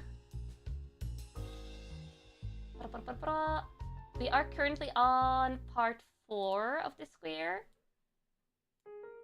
Let me find. We're pretty far out on the round, I think. Last time we did round 32. We're on round 33 and 34, 35, 36. Yeah, so we're almost done with the first square. Almost. Let's see. There we go. There we go. Clah. You didn't have a smartphone until 2019. You hate it, but you need it for work. Yeah, they're like smartphones does have a lot of like convenient uses. This is how it looks so far. It is like a color gradient yarn, so it changes color. And you can see it has kind of like a really pretty pattern. Kind of a really pretty pattern. You grew up with pagers and dial-up internet. Yeah. Also, reading on the bus, train, or at work. Yeah, I like reading the internet on the bus. No, you just need the bank app. Yeah, also the bank app is pretty convenient. Those are like the convenient things I like about smartphones. Okay, let's see. You're going to go into lurk mode for a bit. Enjoy your lurk mode. Okay, let's see. I'm going to just... as always, the first corner until I figure out what I'm doing. Let's see, it takes a little bit more focus. What I use to make my schedule graphic? I use clips to... No, schedule... No, actually, I think I use... No, schedule, I use Photoshop. I use Photoshop to make my schedule. My thumbnails, I use Clip Studio Paint, though. Reading internet, the whole thing. You know what I mean. Just reading stuff on the internet while you're on the bus. Okay, let's see. Single crochet in the next 20 SDs. That should be easy. Yeah, we read the internet. Yeah, reading the internet.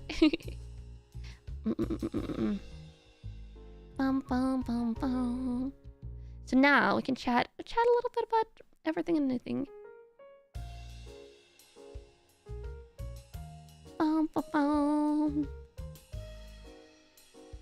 You had a Sony Ericsson Walkman phone that could slide open. Ooh, yeah, there's a lot of like pretty cool like phone designs back in the day.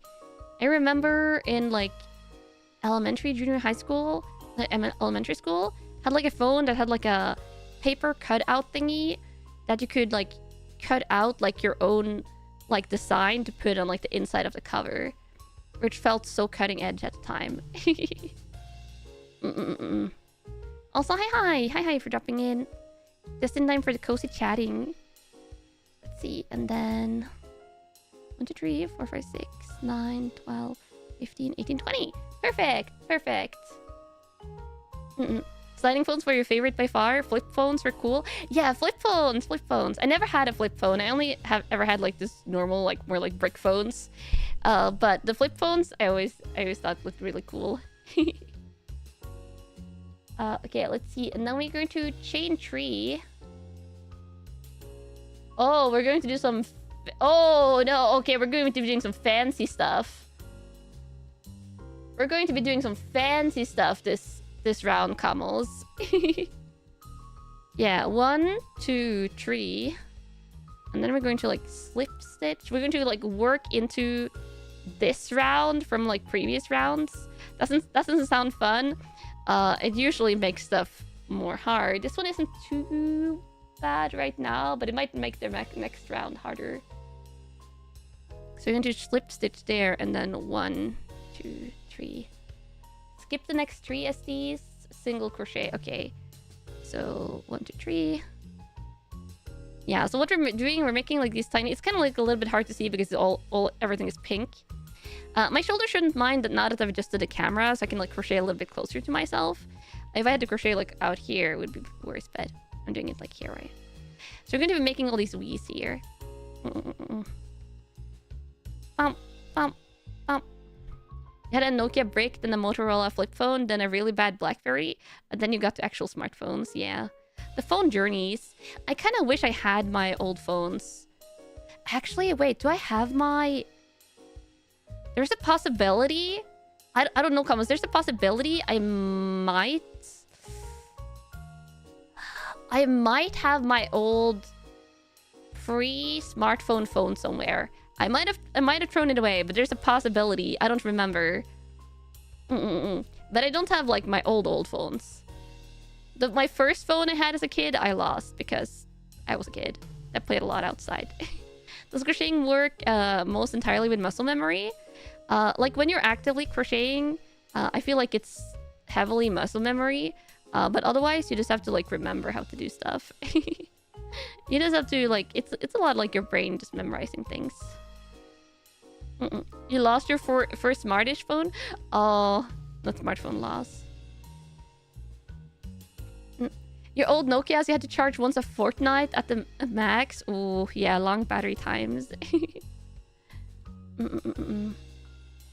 me see.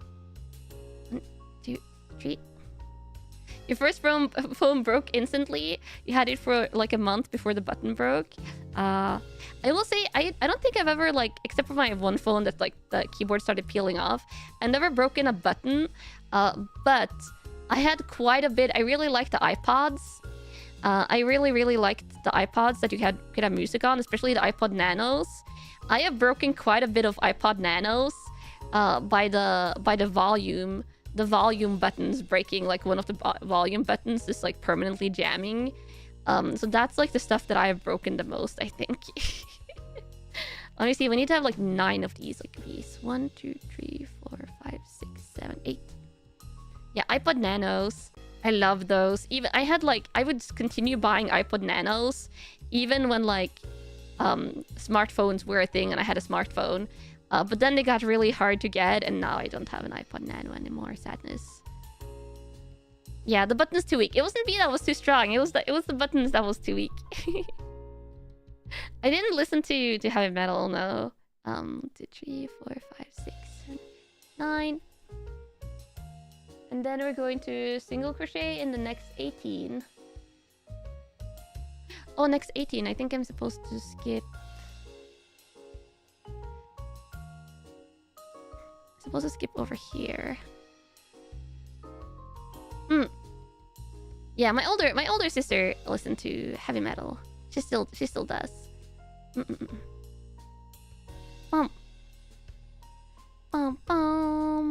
You cried when you lost your first phone. It's a really cheap one, by the way. I mean, if it's your first phone, it's like still a significant thing.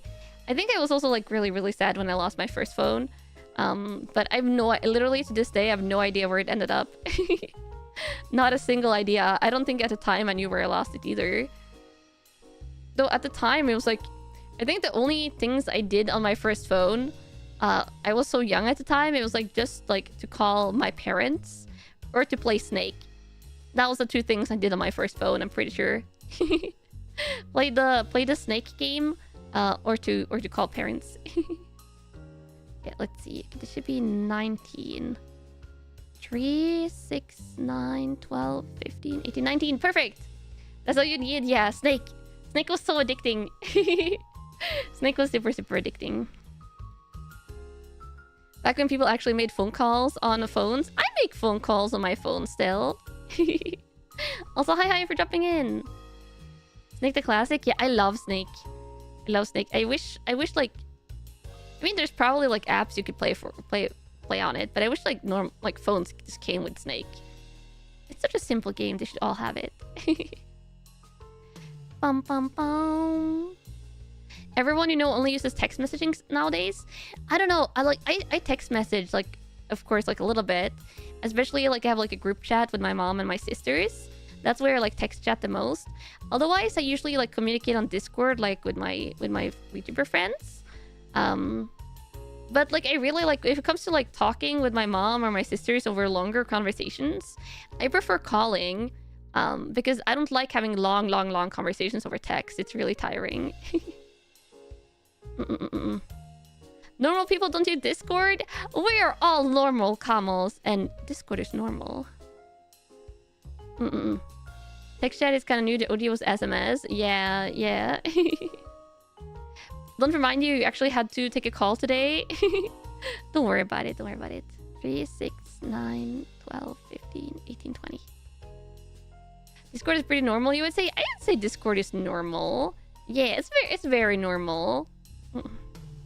Is talking to you a long conversation over text? No, it doesn't count like that because I get to talk non-text. It's not reading texts that makes me tired. I love I mean, I could literally like read like a 500-page book in a day. I'm not kidding. I've done that several times. I will do that happily, like every day for like a week. I can like read like a 500-page like plus book and still be super happy. It's just like I don't like sending my messages in text. That's the part that I don't like. Because it just takes such a long time to type out something that you can say in like 3 seconds. Yeah. Mama. You got your parents use Discord? It's pretty normal. So it's probably normal. Yeah, I feel like there's a lot of non-gamers, non-anime fans and stuff like that.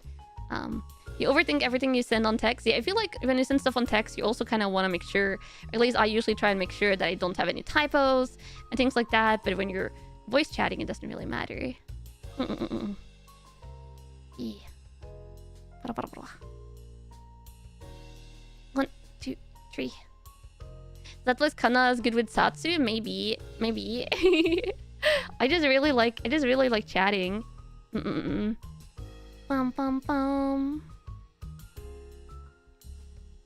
Yeah, true. True. With text, you can like reread messages and stuff like that. And for like really important stuff, you probably want to have things in writing. If it's like important like work stuff or like legal stuff or like things like that, you probably want to have things in writing so you can like reread it. But if it's just a casual conversation, let me see, 1, 2, 3. Then I think having it in voice is much more fun. Also, hi for jumping in. Hi. You enjoyed the chatting? That's always good to hear. It's good to hear. The feeling when you spend 10 minutes on a reply but then delete it before sending it because you realize it's not worth it. I feel like you should always send. I will say I used to be terrified of phone calls, Kamals. Especially I feel like in junior high school, like those ages, especially if I had to call something like a dentist to make an appointment, I used to be absolutely like petrified, terrified. But I don't know when, but I think like around like high school, university age, I kind of got over it. And I think like more and more, I realized that, especially if you're calling strangers, they do not care. And they do not remember you. They do not remember you after like after your 5-minute phone call or whatever. They're taking like phone calls for the rest of the day. Like people that you call like that you don't know, like, are usually people that work on things like switchboards or support or like a front desk or stuff like that. And they probably have to like at least deal with like 2 or 3 like really weird people or like tiresome people every day. And those are the ones that they remember, not like the nervous person that calls to ask for a dentist appointment. But the brain whispers that they do remember everything. Your brain whispers that they do remember everything. They don't. But what if they do? No, they don't, Camels. They don't. I mean, some people probably have like, I don't know, the audible version of a photographic memory. But the chances of them working a front desk that you are calling is probably pretty low. But yeah, I think after you just like make a lot of phone calls, you do become more relaxed as you get used to it. But having that like internal realization that you're just kind of like a tiny blip on the radar of someone that like you probably won't remember your phone call. It really helps. It really helps. Yeah. Remember that people are going to enjoy talking to the nervous person more than the angry person. Yeah, like as long as you're not like super angry at whoever you're calling, like they're probably not going to mind the conversation too much. You used to be terrified of phone calls, but then you worked in an IT help desk for half a year. You got over your fear on the first day. Yeah. I also, in university, unlike every single vacation during university, I worked I worked switchboard, and I worked like assisting HR and stuff. And working switchboard, I was pretty nervous. I think maybe that's why I'm like super relaxed with phone calls now. I feel like it's like when you work somewhere where you are like receiving and like kind of forced to talk with a lot of random people for like an entire day, that does kind of like desensitize you. And that's where also I think like when you're on the other side of like the situation, when you're the one like receiving the calls, you're realizing how much like you don't remember everyone that calls in, and stuff like that. Am I winning? I think so, because we're progressing on the crocheting. You don't think you're afraid, you're just lazy? Oh, that's something. Yeah, that's an entirely different thing, and that's fair. So I feel like the most memorable calls for me on the switchboard when I worked it was like sometimes like someone would call and they wouldn't speak Norwegian, which was fine, but they wouldn't even speak English. They wouldn't even speak English. So they would just like speak an entirely different language. And I would be like, how can I help you? I was like, I can speak English. Or like Norwegian, but how can I help you? I was like, please. And they would just like mumble before they hang up. That happened a couple of times. And then also some people that called in like super broken English, which was fine. Like broken English is fine. But the only problem is that they would ask for like, they would ask to be transferred to like someone, because obviously it was like switchboard. They would ask to be transferred to someone, and like if they're really broken English, stream until when? I'll be streaming for another 2+ hours. Yeah, for another 2+ hours. Depends on the degree of broken. Yeah, it kind of depends on the degree of broken, and also like understanding that like oh, they want to talk to like X person. That meaning is easy to get across. But when the person they want to talk to like has like obviously this was in Norway, if they have like a Norwegian name, pronouncing a Norwegian name in English can sound slightly cursed sometimes depending on the name. And then when they were like really broken English on top of that, it would be a couple of times like impossible to decipher who they actually wanted to talk to. And that's when you have to like start the detective work. And I had like a printout of the, what do you call it? The A is alpha, B is beta, Q is Quebec. That alphabet, like that international, is it international phonetic alphabet or whatever it's called? I had like a printout of that, and I would be like, okay, like, do you mean Q for Quebec? The military alphabet, is that it? Yeah, that was the one. I would start like that. Most of the time, yeah, the military phonetic alphabet would solve the issue. Because then you could kind of like start like picking apart the names they were trying to say and like decipher who they wanted to talk to. But I think there was like 2 or 3 times when that didn't even help, because I think the English was like, they didn't understand what I was trying to get them to do, or I didn't understand them. It was super it was super like long, awkward like conversations where we just didn't communicate properly. And ended up like, I think one time like eventually we found out like who they wanted to talk to, but there was like a couple of times we just kind of had to give up. Yeah, but that was like the roughest. Those were like the most memorable calls, but otherwise everything just kind of like meshed together into one. Everything was kind of just meshed together. Dun dun dun. Let's see the corner. Passion English didn't come true. Yeah, the passion wasn't strong enough, I guess, in a couple of cases. Did I ever have anyone just say a random word beginning with letter instead of an actual phonetic alphabet? Oh yeah, all the time. All the time. Which, you know, can work a lot of the time, but the phonetic alphabet just makes sure that everyone is like on the same page. But yeah, Switchboard was an interesting experience. Any memorable ones? Not that I can remember. It all kind of meshes together. Bum bum bum. All kind of meshes together. But I did the other, like, while I was at that job, I did a lot of other, like, non-Switchboard stuff. Like, I did a lot of, like, helping out, like, HR with stuff and, like, document scanning and, like, mail sorting and just, like, a whole lot of, like, bunch of things that, like, can be categorized under, like, front desk work. So there was a lot of things that wasn't, like, phone call related. Actually, am I missing one here? Let's see. 3, 6, 9, 12, 15... Oh, I'm missing one. Ooh, where is it? Where is it? Is the alphabet in a region in letters or syllables? Oh, it's in letters. I'll just make an extra one. I'll just add on an extra one here. It's supposed to be 20. 3, 6, 9, 12, 15, 18, 20. That's fine. Bum, bum, bum, bum, bum, bum. But I will say that was a really nice like summer vacation job.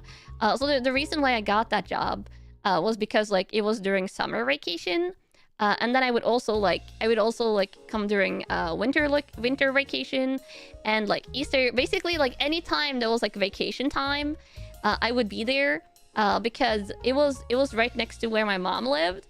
So even though I lived away from home for university, I would travel back to my mom's place for every like holiday. And because it was holidays, people that usually worked the switchboard and the front desk and stuff, which was like two different people, they would like want to have their holiday time, of course, to spend time with family and stuff. So I would like substitute for like one of the two people that was like at like that job. Biel means car, right? That's the only Norwegian you know? Oh, it does mean car. Yeah.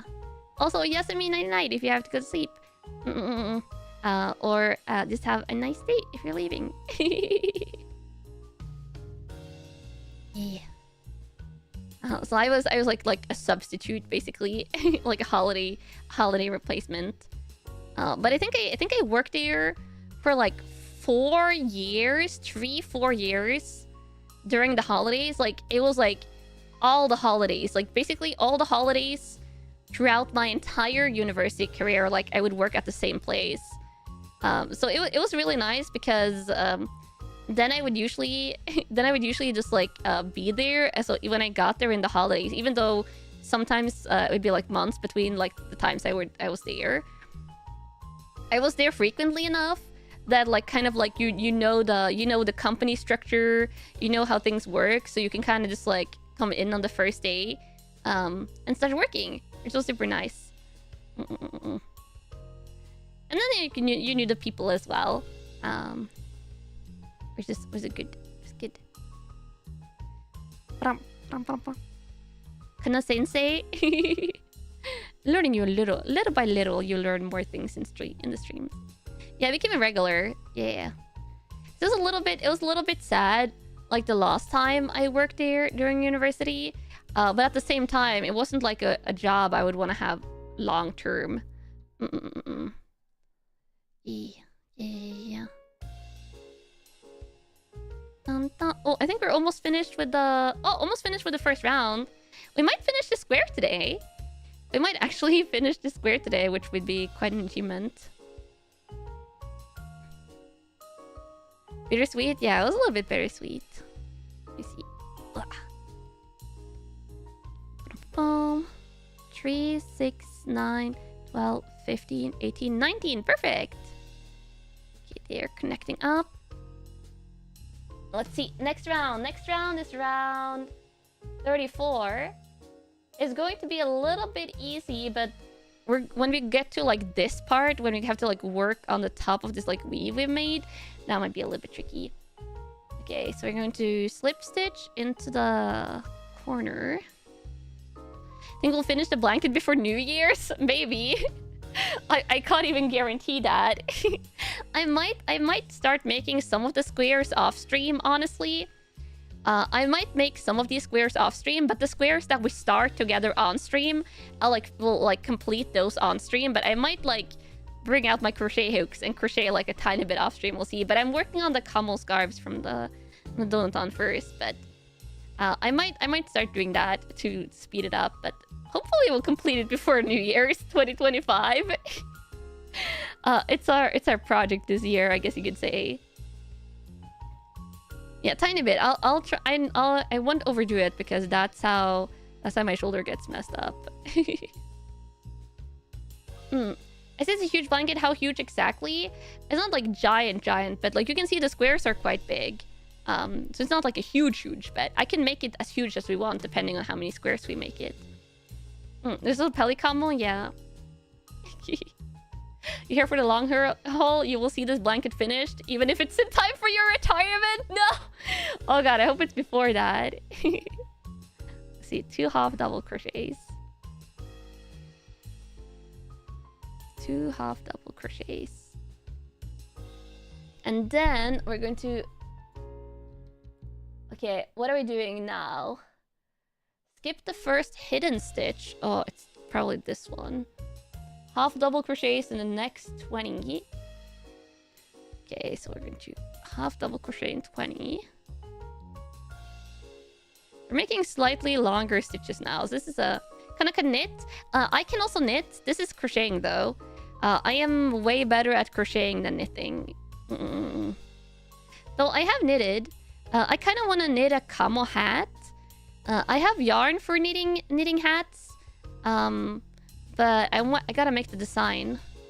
Yeah, we're going for 12 squares at a minimum. I kind of maybe want to go for 16 squares though. I feel like a 4x4 would be nice. And I've never made a 4x4 of this blanket before. I've only ever made like 3x4 squares. Yeah. It would be cool. Maybe that could be a fun thing to do next winter. To try out knitting. To try and make like a camo hat. Yeah, the difference between knitting and crocheting is, as you can see in crocheting, we only use 1 hook.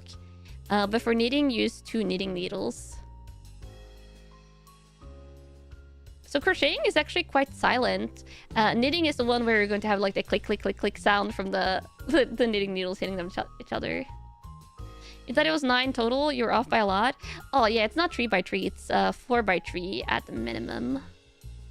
Let's see. Wow.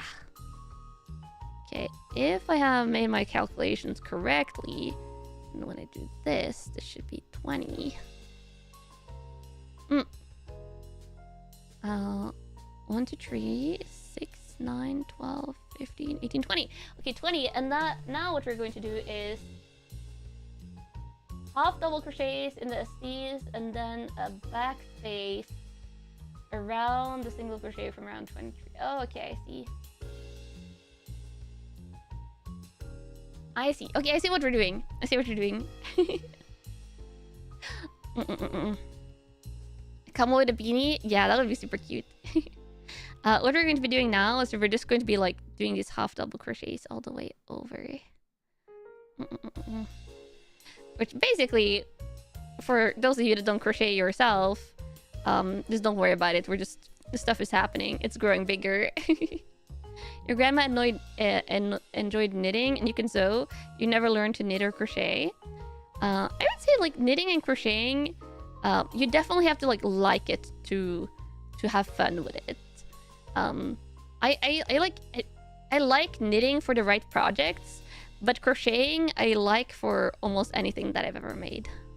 Your brain gave up a long time ago. Yeah, don't worry about it. Don't try and learn. Just enjoy. Just chill. Enjoy the nice calm BGM. Enjoy the nice chatting. Enjoy watching things happen and grow bigger. But don't worry about how it works. Just complicated stitches and Maybe there's moth involved, but honestly, that's very complicated. Don't worry about it. Don't think just Kanna. Yeah, yeah. Bum, bum, bum, bum, bum, bum. Accurate representation of yarn art. You have to like it to have fun. Yeah, I feel like that's honestly for all hobbies, right? All hobbies. If you don't like it, then it's not going to be fun for you. All you see is Kanna doing sorcery with her fingers. Yeah. Moth. I mean, yeah. There's a lot of counting. There's a lot of counting and making sure counting is correct and stuff.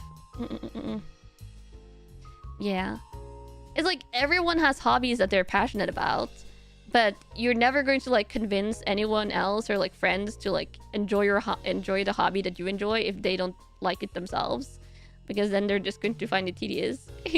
Like doing it themselves. I often enjoy like hearing people talk about their hobbies without it being like hobbies that I particularly enjoy. I just like hearing people be passionate about what they do. Yeah.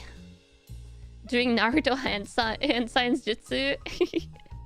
Oh my god, I remember when I was like younger and getting into anime, the OG Naruto, like not Naruto Shippuden, the OG Naruto was one of my first ones that I watched, and I actually did try and like learn the Naruto hand signs. I feel like if you have been like me and you were younger and you were watching Naruto, I'm not the only one that tried learning the hand signs, right? You two who didn't? Yeah. Same. Okay, I'm not the only one that's good. Yeah, I definitely tried learning the hand signs. It was pretty cool. It was like so cool and unique. So I definitely did that. I don't think I ever did the Naruto run though. I don't think I ever did that, surprisingly. Okay, 20, perfect. You learned the hand signs, you got good at them? Oh, I did not get good at them. I did not practice enough. You remember in your last year of high school, there were people that used to wear the headbands? Oh, the headbands. Yeah, Naruto actually had like a lot of bases for popular merch. Like the headband merch was quite genius. Yeah. This is just in. Kanna is officially less cringe than you. Oh my god, don't talk about the cringe. I never had like a Naruto handband, but that could also be because they didn't really sell at all sell like merch around here, and online shopping wasn't like that popular yet either. So I didn't really have an opportunity to get the merch, but the hand signs for sure. Hand signs for sure. Kla. The word Kanna has more things she could be cringe at than you. No! Kla. Kla. You have to go to the capital to buy merch? Yeah, that used to be the case for a long time, I think, in Norway as well. But now, you can buy it online. You can buy it online. I think the only thing I ever bought online during my junior high school and high school age was probably fantasy books. That's like how I got most of my fantasy book collection. I got around that time. 3, 6, 9, 12, 15, 18, 20. Perfect. You may be cringe, but you're free. There's nothing wrong with being cringe, to be fair. You only remember the bootleg Naruto kunai keychains being sold everywhere? Ooh, I don't think I ever saw those. Bum bum bum bum. Huh.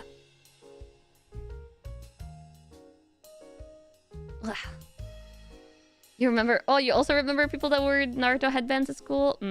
Yeah, like anime wasn't popular. Like nowadays, I will see like younger people in anime t-shirts, like on the bus during summer, when it's like hot enough that people like, of course, like go outside in like t-shirts without a jacket.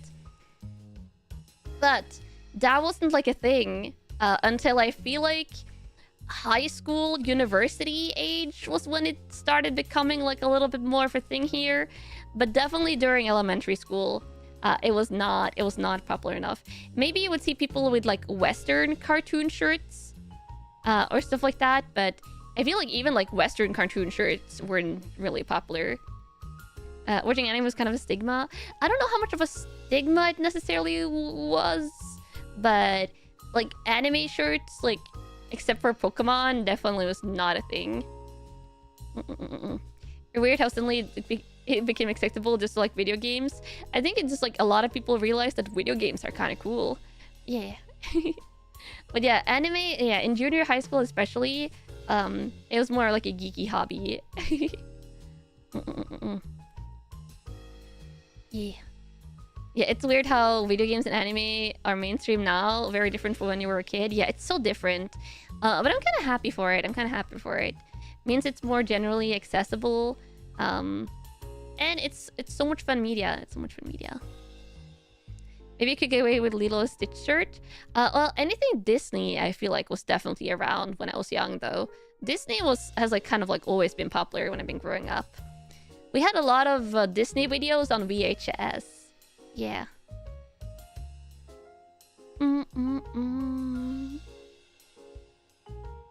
You're happy for it? Yeah.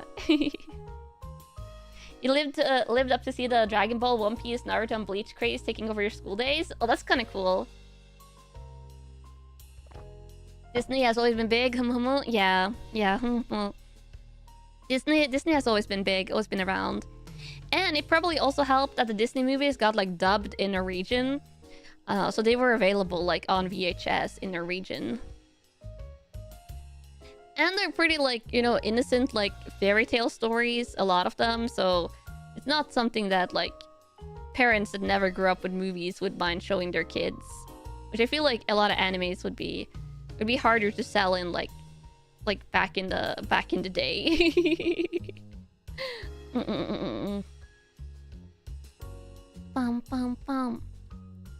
But the times changed, of course. Such is the nature of time. Berserk. Oh my god.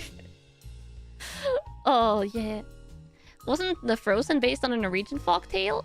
I don't know how much it was based on a Norwegian folktale, but they kind of set it in Norway. The place that it unfolds was inspired by a Norwegian location, I think. Yeah. Berserk is for the children.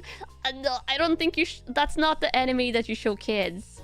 Okay, what are the really kid-friendly animes? Like, if you're going to show anime to like kindergartners or like young elementary schoolers, I feel like sometimes even like Naruto gets super dark. Madoka Magica, no. I feel like you would have to pick like the comedy. Pokemon for sure. Pokemon and Digimon, I guess. Pokemon did go was on Norwegian television. Precure in Japan. Oh, Precure. Yeah. Claymore, no. I feel like anything like School Life, Happy Go Lucky. Oh, Lucky Star. Yeah, Lucky Star maybe. Made in Abyss. Why are you recommending all the heartbreaking stuff, Kamos? Oh, Metabots! Wait, I almost forgot about Metabots. Oh my god, I used to watch that. I used to watch Metabots. I think it was actually on Norwegian TV. Digimon is kind of dark. It is a little bit dark. True.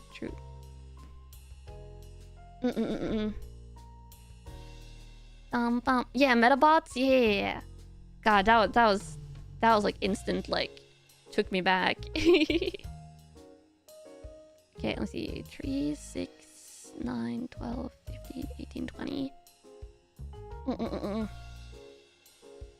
Metabots made you sad because by the time it got big internationally, Japan was sick of it, so you didn't get many games. Yeah, that's kind of like the problem with like especially like older localization stuff, is that things would hit internationally like way later than it hit in Japan. So some Japanese like older games like never even got like released internationally. How about Dr. Stone? Is that too dark for a kindergartner? I would say yeah.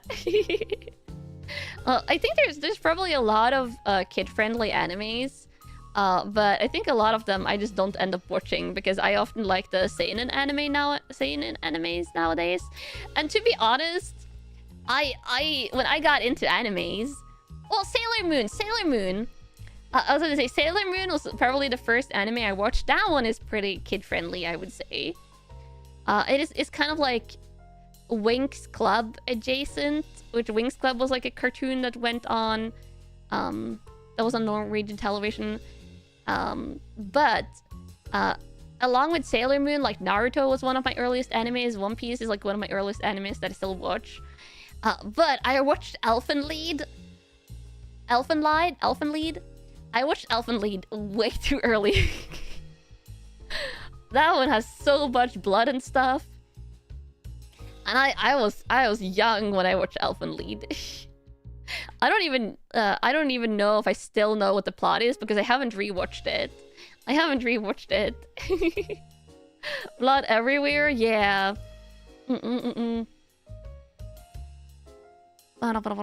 Elfenlied has a nice intro song. Oh, I love Lilium. I've listened to Lilium a lot over the years.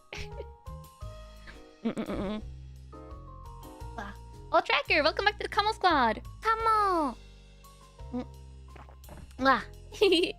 Hello, Kanna. The Expo registration is open. Hope I get a full meet and greet this year. I'm planning to go. Not physically, though, but if I can be there, I would love to. Yeah, welcome back. Elfenlied had blood and limbs everywhere. Yeah. Yeah. You've been keeping yourself away from Elfenlied for over 2 decades. I mean, if you like the genre, it's probably not a bad watch, but I was definitely too young when I watched it. Definitely too young. But Lilium is great. I actually could play Lilium on the piano. I learned the music box version of Lilium on piano. Do do do do do do do do do do do do. Do, do, do, do. It's a really nice song. I like it. Hellsing is also one you watched way too young. I think it was a little bit older than when I watched Elfenlied, but I also watched Hellsing pretty young. Yeah. Lilium for karaoke? I've never tried singing that. That one's like super hard for singing. Dum, dum, dum, dum, dum. The original Higurashi was pretty intense. I didn't watch the original Higurashi. I will say I watched during junior high school. I think I also watched Ghost Hunt. And Ghost Hunt like actually like lightly traumatized me. Is it in Latin? Yeah, I think Lilium is in Latin. There's also a D. Grayman song called Lala's Lullaby that's in Latin. There's an anime called Ghost Hunt, where it's like paranormal, like ghost investigation stuff. And one of the later cases in that anime is like pretty gory and pretty scary. And that one like made me like genuinely scared in junior high school. But I really like Ghost Hunt. You actually got into anime way later into high school, but here you are now watching anime women crochet. And what an amazing trip it has been. All the decisions that made you land here. I would say are probably good. Because you're here now. Clap. Anime to VTubers pipeline, yeah. I feel like there's definitely there's VTubers that don't watch anime though. There is for sure a lot of VTubers that don't watch anime. And I think there's a lot of VTuber watchers that don't watch anime either, that like got into VTubers through gaming or like regular streaming. Know where you'd rather be? Yeah.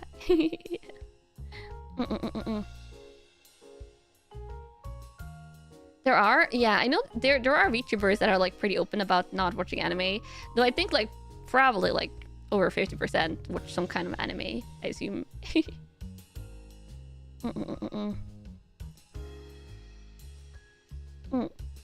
Yeah, maybe more of the indie crowd on Twitch aren't into anime.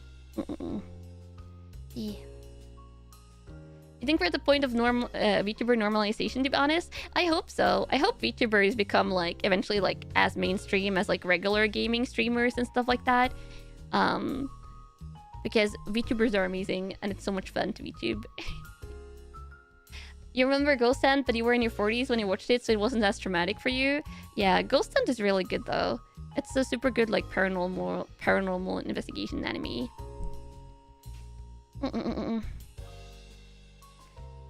Yeah, it's true. Some VTubers like used to watch animes, but don't watch them too much anymore.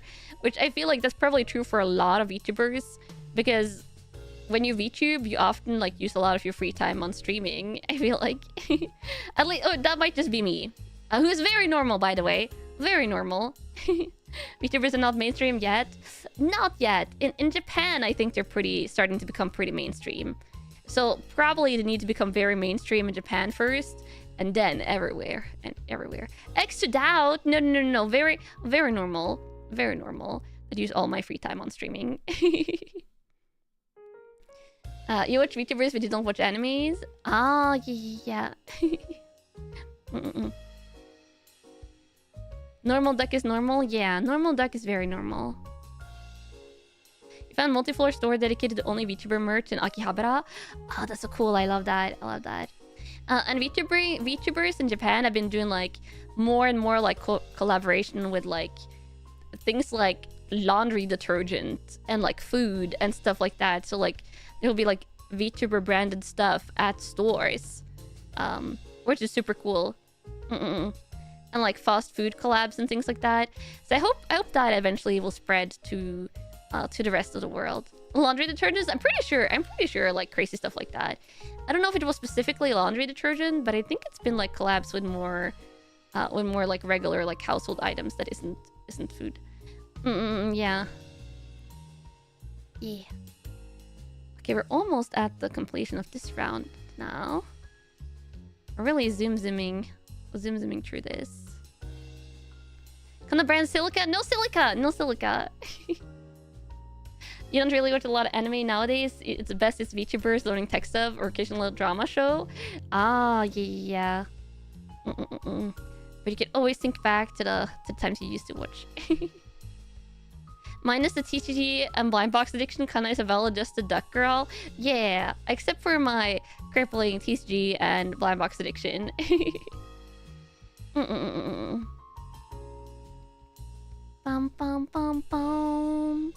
Can the brand cookies would be nice? Cookies would be nice. Yeah, they would be nice. Who said silica? No. You like reading manga, but you don't like watching anime? Oh, that's very fair. That's very fair. And there's a lot of super good mangas that like never get made into anime. So there's some really great stories to read out there. What type of merch would I most like to have? Or like, are you asking about like everyday like household merch, like collabs with stuff? Because if you're talking like household or like food items or stuff, like a cookie would be super cool. Not silica cookie. Not silica cookie. But cookies would be super cool. Or stuff like obviously like caramel fudge. I love caramel, or like anything caramel really. Yeah. 3, 6, 9, 12, 15, 18, 20. Now I have to like get to the start of the round. There we go. Okay, now round 35. Zooming. We're zooming, Camels. The last round is going to be a little bit tricky. Round 36 is going to be tricky. But this one is easier. So, oh, I'm slip stitching into the corner again. Let me see. Round 35 fight, yeah. How tricky? It's just it's not as much tricky as annoying. The final round is going to be super annoying. Let's see. Half double crochet, chain 2, and then half double crochet. Bum. Annoying parts are the worst? Yeah. Okay, let's see. Skip the first half double crochet. Half double crochet in the next 18.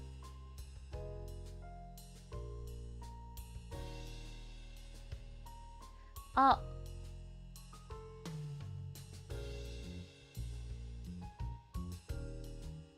Oh, this is interesting. This part has some interesting stuff in it as well.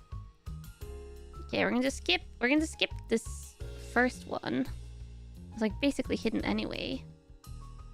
And then we're gonna get this loose thread on the back. We're gonna do the first 18. Oh. Oh, no. Skill issues! Skill issues! Don't look at me! Don't look at me, Kamos! Look away!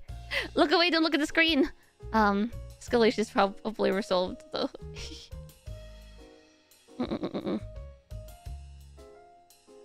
You said that's a good thing? Oh, not a lot of mangas getting adapted. You would rather they get adapted by a good studio? Yeah, if your favorite manga is suddenly getting an anime adaptation, it really hurts if it's a bad one. It really hurts if it's bad. Stares intently! No, look away! Look away, look away. Or, I mean, now you can look. Now the skill issues have been resolved, but... if there's temporary skill issues, you gotta look away. Okay, let's see.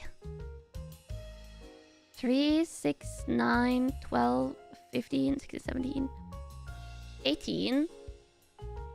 Okay, and now... okay, what are we going to do?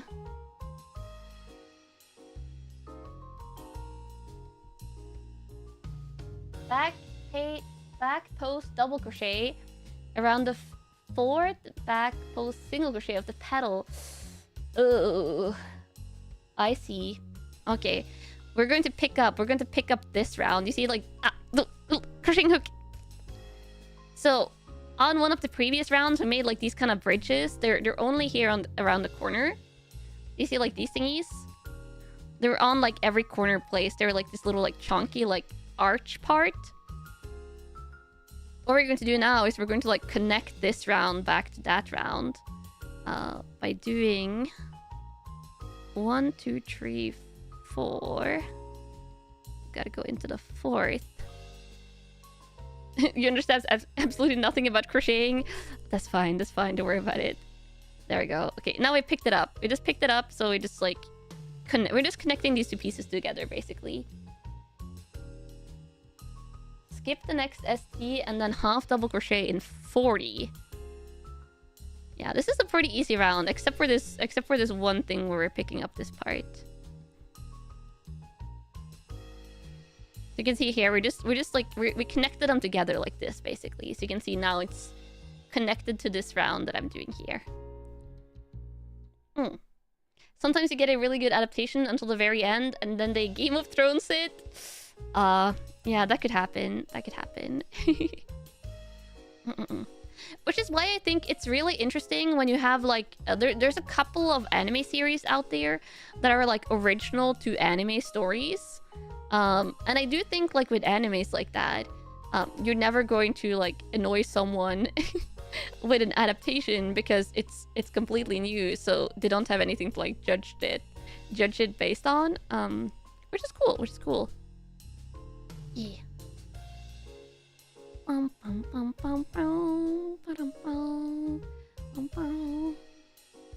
Anime originals are the best if they're good. Yeah, they have to be good. I mean, they obviously would have to be good. You don't want a bad anime original, but they're pretty cool.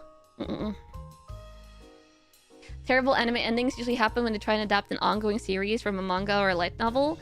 Yeah, it is kind of dodgy if they like finish it before the manga or the light novel is finished. But sometimes when they adapt an ongoing thing, they will like wait years between anime seasons, which is kind of what they do with Natsume Yujincho, Natsume's Book of Friends, which is one of my favorite animes of all time.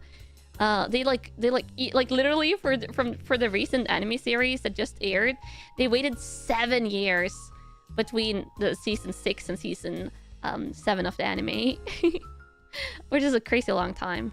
Let me see. 3, 6, 9, 12, 15, 18, 21, 24, 30, 33, 36, 39. Oh, that was almost perfect. Just need one more. You're excited that Swiss Studios are picking up Ascendance of a Bookworm? Oh, are they? Oh, that's cool. Yeah, Ascendance of a Bookworm, I actually quite like so far. Like, some stuff has been maybe not so good in adaptation, but overall I like it.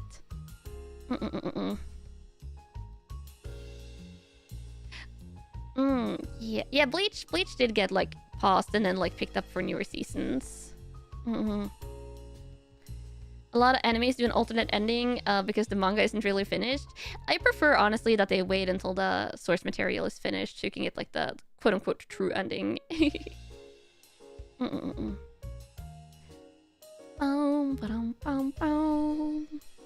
And honestly, with modern animes being usually, like, 10 episodes long for most of them, like, not 10, 12 episodes long for most of the seasons, they usually can just wait, like, a year or two between, like, new seasons, so it can catch up to the source material. Like, the source material can, like, get ahead of the anime.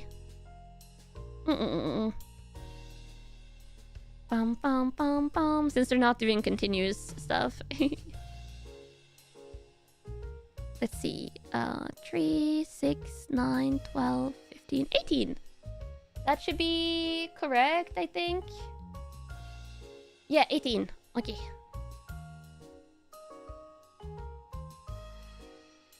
There's going to be a very silly anime airing soon about an old man who gets reincarnated as a villainess.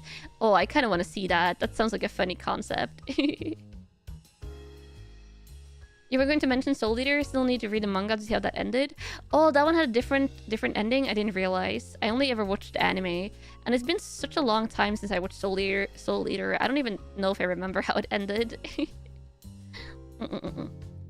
Back in your day, that was what filler arcs was for. Oh yeah, yeah. One Piece has quite a lot of filler arcs.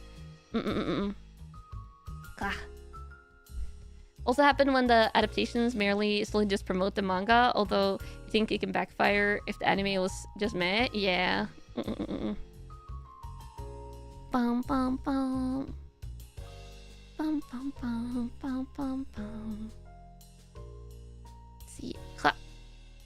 Clap. Clap. Clap. Is this 18? Maybe not. 3, 6, 9, 12, 15, 16, 17, 18. Ah, just missing one. 2, 3, 4. Pick up number 4.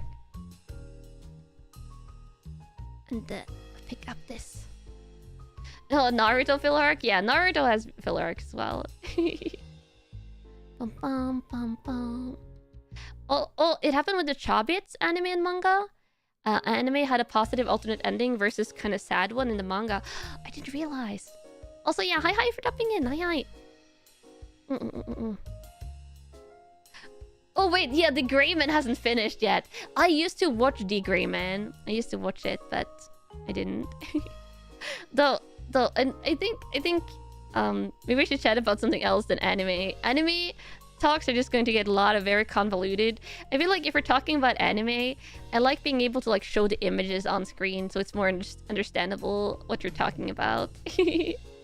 But give me another question, or if you wanna ask about something that's not anime related. Bum bum. Ba-dum bum bum. Because without visuals, there's so many different animes, it's going to be confusing.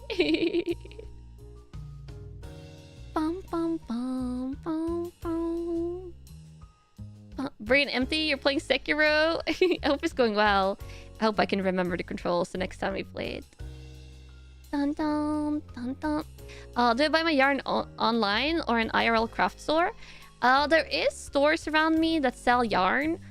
Knitting is like pretty popular in Norway.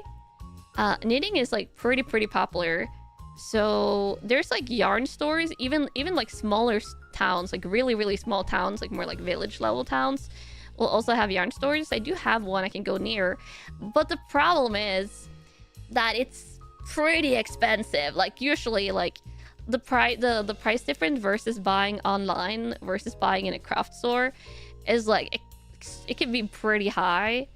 But I like going into yarn stores to like look at yarns or like feel how they feel. But I usually buy them online. Also, this yarn, this is like a pretty rare yarn. It's not like a Norwegian brand yarn, because Norway actually has like a lot of like local like yarn. Like when I say local, I mean like local to Norway yarn. So that's like a lot of the yarn that are sold in Norway are like Norwegian. So this is like a... Is it Netherlands or something like that? Shippies? This brand. I forget where it's from. Does it say?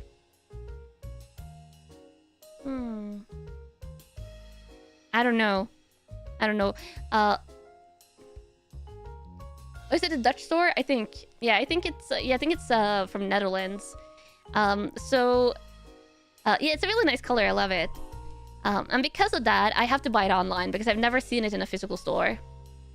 I've never ever seen it in a physical store, so I have to buy it online. But I buy most of my yarn online anyway. 3, 6, 9, 12, 15, 18, 21, 24, 27, 30, 33, 36, 39 again. The yarn bundle is bigger than expected. Yeah, this is pretty big. This is how many grams is it? Does it say? This is called nighttime bubbles. Usually they will say, oh, here it is. It is 60% cotton, 40% acrylic. It is 215 grams. A lot of yarn skeins. A lot of yarn skeins that you buy will be 50 grams. 50 grams, I feel like, is the most common one. It's not edible, no. A lot of it will be 50 grams. This one is 215, so it's like basically like four times the weight of like a normal yarn. Any games coming out this year that I'm hyped for? Monster Hunter Wilds. So hyped for Monster Hunter Wilds. I'm hyped for Ghost of Yote if it comes out this year. There's so many games coming out. 2025 is probably going to be stacked, but we don't have the release dates for a lot of them. What is other 2025 stuff? I know there's other stuff I'm excited for. I haven't played any Xenogears games, no. Fatal Fury? Oh, Fatal Fury. Yeah. Okay, I did 40. Let me just do this before I forget. Grand Theft Auto 6? I don't know if I'll play Grand Theft Auto 6. I never played any of the Grand Theft Auto games. But that is coming out. Yeah. Edible yarn sushi? Not quite edible. God, what are the 2025 games? I'm forgetting, but I know there was some more stuff. Oh, Dynasty Warriors is coming out. Let me see. Biggest games releasing in 2025. Yeah, let me look at this. Okay, like brief regression. Brief tangent. Oh, Jurassic Park horror game if it comes out this year. If it's not if it's VR. Oh, Doom. The Doom. I want to play the Doom. Old Dark Ages or whatever it's called. That one. Yeah, Elden Ring Night Rain. Oh, God, so much good stuff. Let me see. Okay, the stuff that has release date. Oh, Dynasty Warrior Origins comes out January 17th. That's in only 11 days. Probably won't play it because we have ongoing playthroughs, but the Dynasty Warriors games always look cool. I'm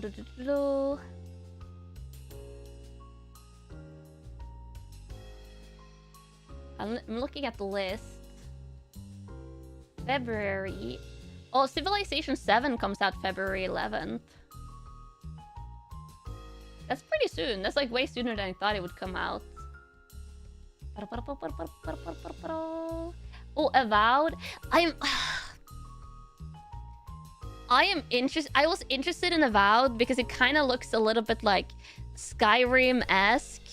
And I had so many hours in Skyrim that it's releasing in too close of a proximity to Monster Hunter Wilds. So we'll probably will not pick it up.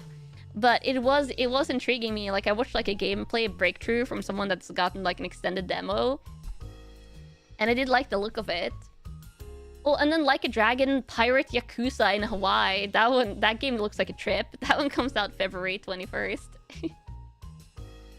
And then Monster Hunter Wilds February 28th. That one will be playing like 100%. 100% will be playing it. Let's see. Waiting for Minecraft 2. Minecraft is just eternal. Minecraft is just eternal, Camels. Yeah, March is booked for Monster Hunter. Oh, it's actually the end of February. Yeah, Monster Hunter Wilds is February 28th. Kingdom Come Deliverance 2 is also... Is it? Let me see. Oh yeah, Kingdom Come Deliverance 2, February 4th. February 4th.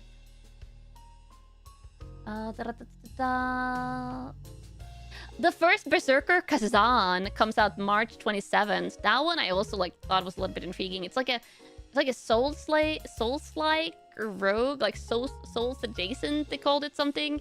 I don't know. That one had like really interesting graphics. Oh, Fatal Fury City of Wolves is April 21st.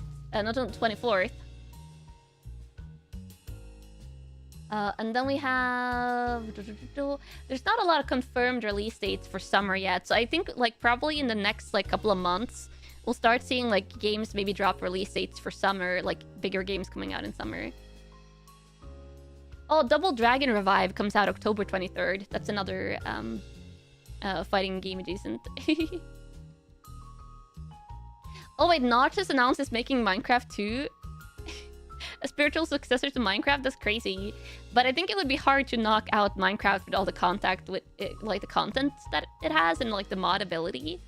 Why is it so sacked year after year? They don't want us to get through our gaming backlogs, Camels. Okay, here is the unconfirmed. Here is 2BA 2025. This is the list I wanted to find. Water.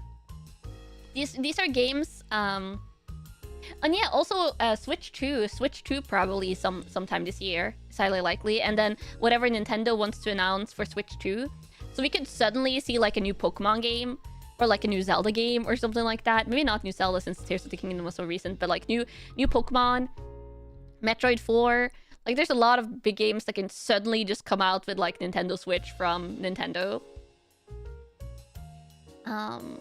As gamers who signed up for games being on the backlog, I guess so. Okay, let's see. So this is 2BA 2025.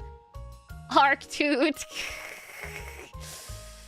Oh, I don't know if that's happening. Arc 2 has not... It was supposed to come out in 2024. And I don't think they have officially delayed it to 2025 yet, have they? Maybe they have by this point, but... I really like Arc. So Arc 2 would be really fun, but... I don't know. New Pokemon game, let's go. Yeah, I would love new Pokemon game. Borderlands 4 is 2025, but... I don't know if I would play it, because there's a lot of other games that might come out this year that I might want to play even more. Let's see.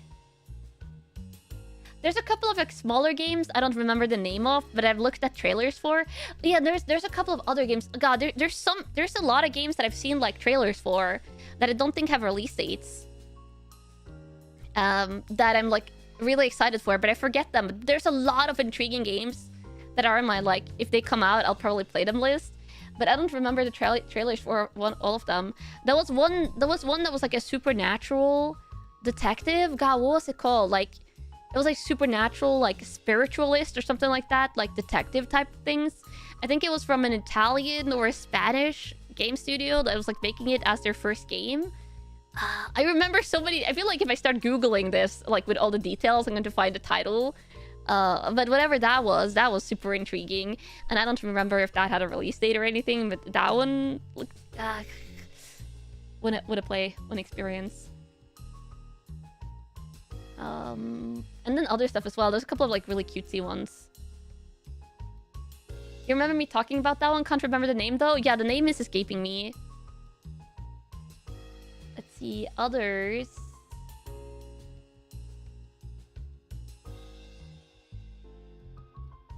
Dave the Diver in the Jungle DLC. I still have not played Dave the Diver. Oh, Death Stranding 2.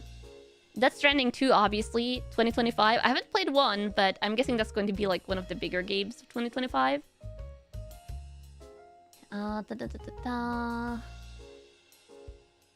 Doom: The Dark Ages. That one will probably play. Like, it will depend. Okay, so everything is relative to like which games come out at the same time. If there's 2 games coming out at the same time that I want to play. I'm going to have to pick one of them, probably. But now we're just like supposing that the release dates aren't conflicting because these are the 2025 2BA games, so we don't have the exact release dates. But Doom the Dark Ages I really want to play because I haven't played any Doom games, and Doom the Dark Ages looks like it might be like a prequel type setting. If any game releases with Monster Hunter Wilds, I think most games coming out in February and March probably have their release dates already. I think like these big games that I'm like reading now probably won't happen until like summer or fall. Because I feel like they would have been like released the dates and like started hyping them up even more if they were going to release in February, which is in a month. So we have Doom. I would have said Dune Awakening, but it's going to be an MMORPG, so I'm not excited for that anymore. Elden Ring Night Rain, the Elden Ring thing, I am excited for though.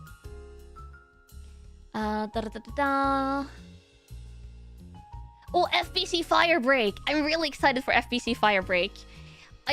That's the 3-person co-op PvE shooter that they're making over at Remedy Studios.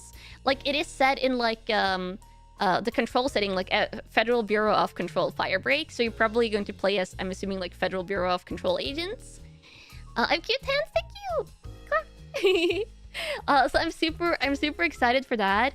And I might already have 2 possible VTuber friends that I might have like already halfway convinced to play with me.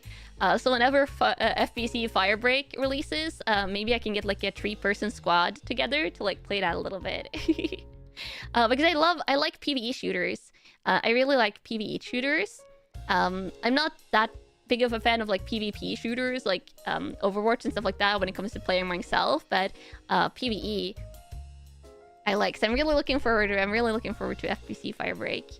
I think that's why I like Helldivers so much, because it's PvE. Yeah.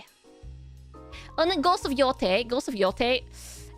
If that releases in like at the same time as something else, we'll probably play Ghost of Yote. Like, Ghost of Yote it's like super high up on my gaming priority for 2025. super high up. Because Ghost of Tsushima was amazing. Let's see the other stuff that's here. I was like, why is Indiana Jones and the Great Circle on the list? But that's because it's releasing on PlayStation 5 in spring. I was like, I'm not insane. I was like, I'm looking at a 2025 list, right? But I forgot. It's still releasing on PlayStation 5 in 2025. Yeah, but that's the game. It's the staggered release. Oh, Mafia: The Old Country. That one is releasing in summer. They have specified summer. So that one I'm interested in. I feel like playing a Mafia game might also be fun, like from a detective like viewpoint. You thought the game was just for Xbox and PC? It is coming out for PlayStation. Oh, Mecha Break. Mecha Break is slated for spring. I am kind of interested in Mecha Break. Let's see. Oh, and Metal Gear Soldier Delta Snake Eater. I've only played Metal Gear Rising: Revengeance, which is kind of like, it's not a classic Metal Gear game. And the trailers for Metal Gear Solid Delta Snake Eater has looked super good, so maybe that will be my first proper Metal Gear game, possibly. I have not played Mafia 1, 2, 3, but I picked up the bundle on sale because it was super cheap. Yeah. Oh, Metroid Prime 4 Beyond is slated for the Switch as well. Let me see. Pokemon Legends ZA, of course. After seeing all my stealth, you're interested in seeing how I would play Metal Gear? Yeah. Oh, yeah, and Metal Gear Delta Snake Eater is a prequel, right? Let's see. Just looking through the list.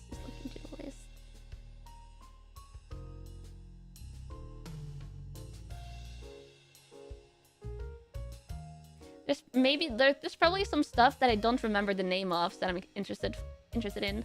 Subnautica 2! Oh!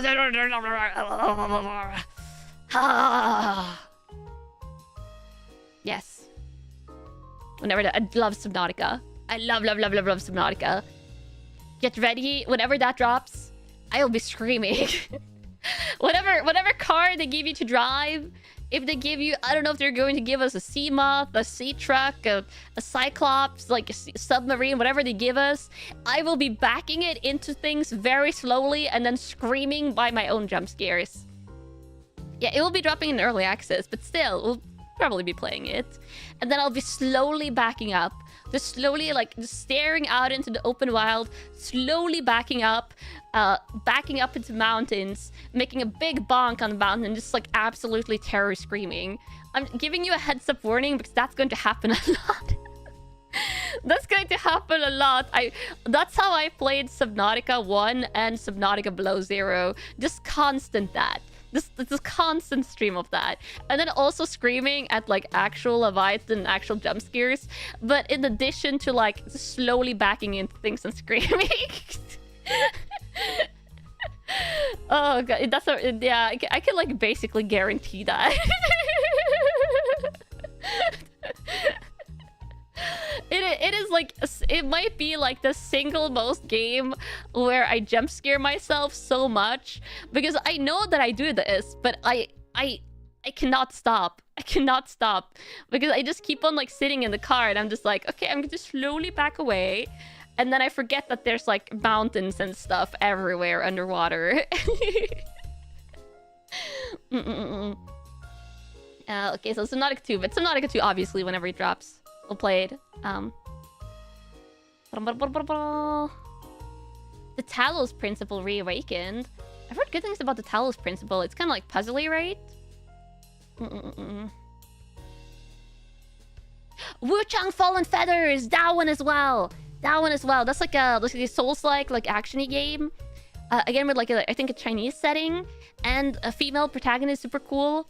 Wuchang Fallen Feathers. That one is also like super, super high up. And then, like, other miscellaneous game trailers that I've seen. But yeah, that was the list I just went through. And now back to crocheting, now that the tangent is over. There's a Yu-Gi-Oh! Early Days collection coming in February. You're looking forward to the set. It'll be on Switch and stream. Oh, that's cool. That's cool. Oh, hi, Jin. Hi. Hi, big cat. Are you walking around meowing? Oh, you're being so cute. He didn't as much meow as he did like a brrr. You recommend playing through the Metal Gear series in release order? But I want to play the remake coming out first. And then hopefully we'll get to play some games on my gaming backlog, which is why we're playing Sekiro and Control right now to try and complete both of those before Monster Hunter Wilds releases. Because I don't want to play like just new games in 2025. I want to play like older games that I've been wanting to play as well. I want to play Resident Evil 2 this year if we can, especially. And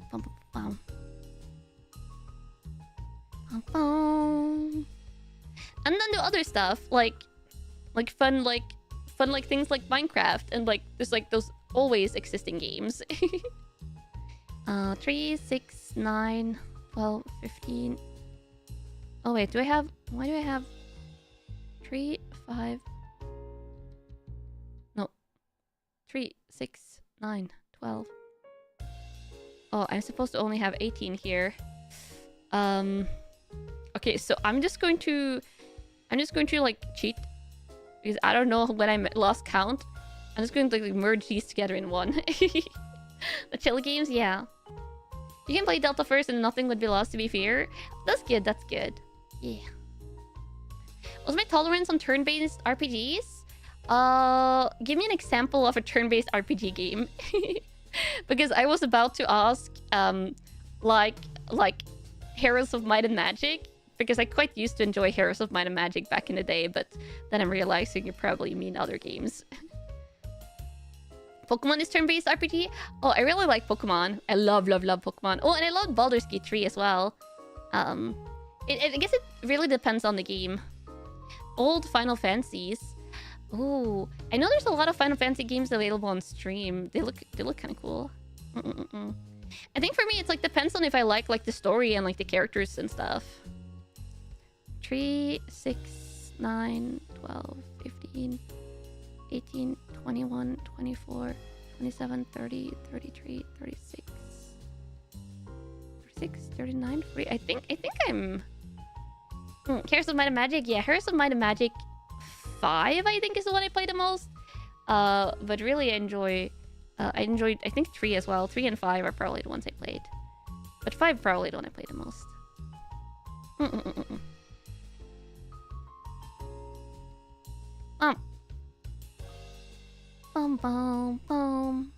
I know a lot of people like the third one, yeah.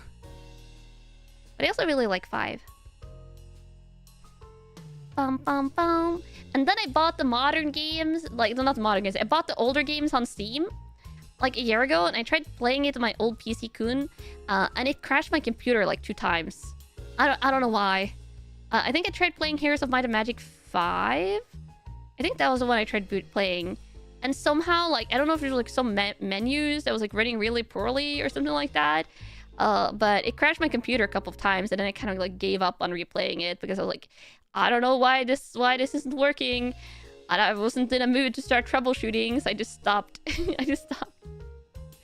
Playing older PC games is a hit and miss. For some reason, my PC also like has like major issues when trying to play Roller Coaster Tycoon. Which is why I haven't like streamed it, because I really used to enjoy Roller Coaster Tycoon as well. But yeah. You never played Metal Gear, and from the clips you've seen of the game, you have no idea what's going on. Then we can maybe experience it together eventually. Yeah. What GPU do I have? I have a 4070. I have a 4070, and you wouldn't expect Roller Coaster Tycoon to like start glitching out. What issues? Oh, it would like basically freeze everything. The last time I played Roller Coaster Tycoon, I couldn't do anything on my computer. Like it would only let me play Roller Coaster Tycoon, and not do anything else. Yeah. That game is bugged on Steam. Oh, is it? Oh, that makes sense then. The first time it wouldn't even let me run it, but like eventually I could run it, but not doing anything else. Any RTS that I like? I'm going to say Pikmin, and if you count that as an RTS or not, that would be up to you. Roller Coaster Tycoon was famously coded almost entirely in assembly. Ah, I see. Open a Roller Coaster Tycoon 2 fixes a lot of those problems. I see. Hello. But yeah, there's some older games that I would love to play on stream, but I feel like the 2 games, like 2 older games that I would like want to like maybe stream like as one-off streams, which is like Heroes of Might and Magic 5 and Roller Coaster Tycoon, both have been like scuffed when I tried playing it on my computer. How much RAM does it have? I don't know. I think I have the 4070 Ti Super. Is that what I have? I kind of forget what my new PC Kun has for specs. Have I played any game of the Bioshock series? No, and I am pretty like unspoiled on them as well. I think I've caught up like a little bit of like what happens in Bioshock. But we can play those together eventually. I think I own both games on the PlayStation 5. How about Zoo Tycoon? Oh, Zoo Tycoon, that would be fun as a one-off. There's a lot of other like Zoo games though. 6, 9, 12, 15, 18, 21, 24, 27, 30, 33, 34, 35, 30, 30. Oh god, skill issues.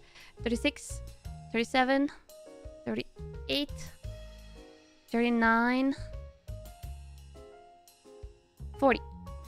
And then 1, 2, 3, 4. Have you played Darkest Dungeon? I have not. Bioshock 1 is a masterpiece. I've heard a lot of good things about Bioshock. Oh, I haven't played a System Shock remake, but I just bought it. I just bought it on the PlayStation. My hands move so fast. Thank you. Yeah, the System Shock remake was like recently on the PlayStation Winter Sale. So I did pick it up. Yeah, so there's a lot of older games I want to play as well. I really want to play the... It's not an older game, or it's getting older now, but like the new trilogy for Tomb Raider? The new Tomb Raider trilogy I really want to play together.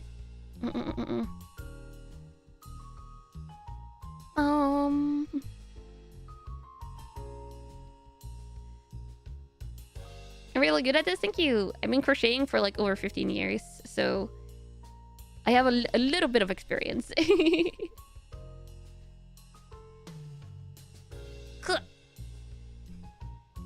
You have all the Tomb Raider games, but you never played them? Yeah, I've had them for quite a while as well, but I never played them yet.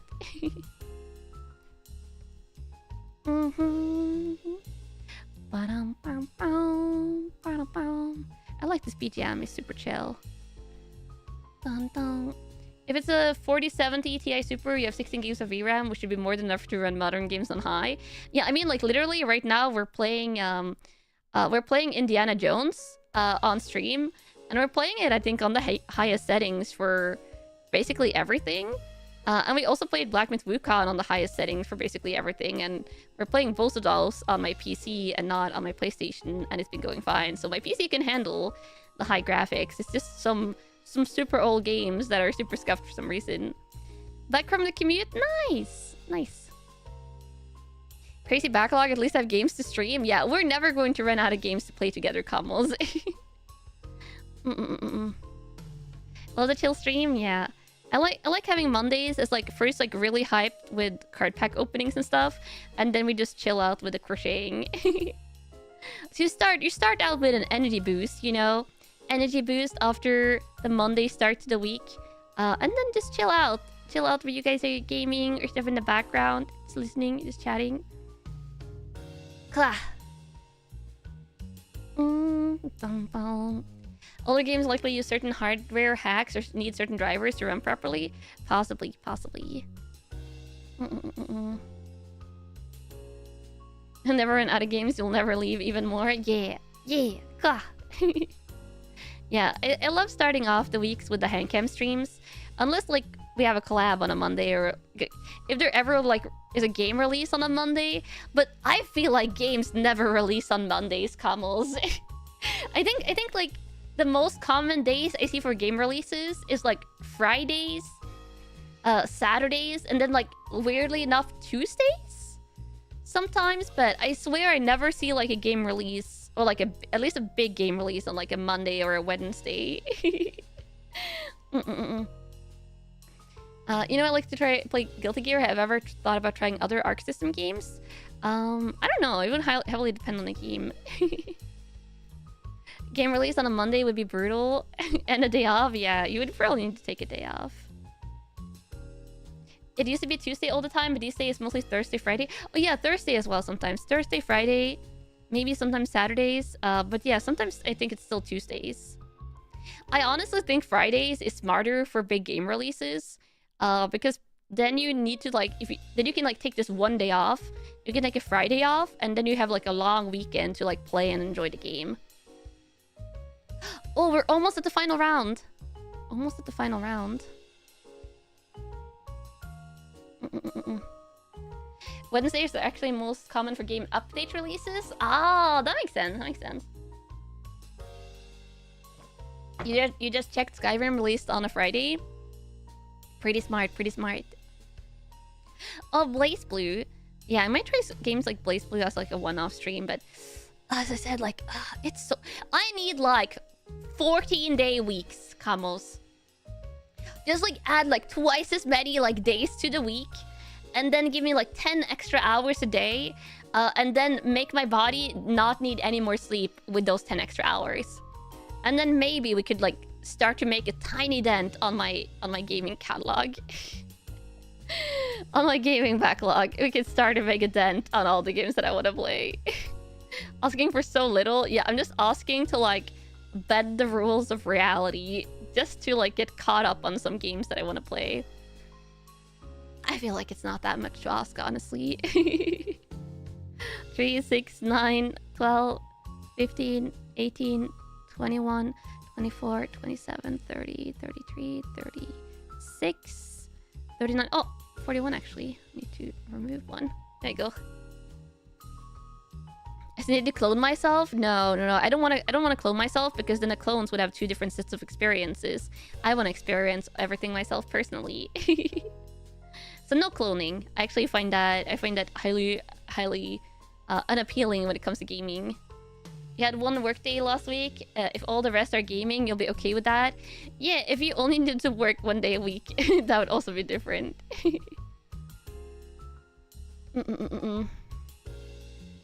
There was one game that did release during the weekdays and sales were poor. You can't remember which one. Probably this one. Ah, I see.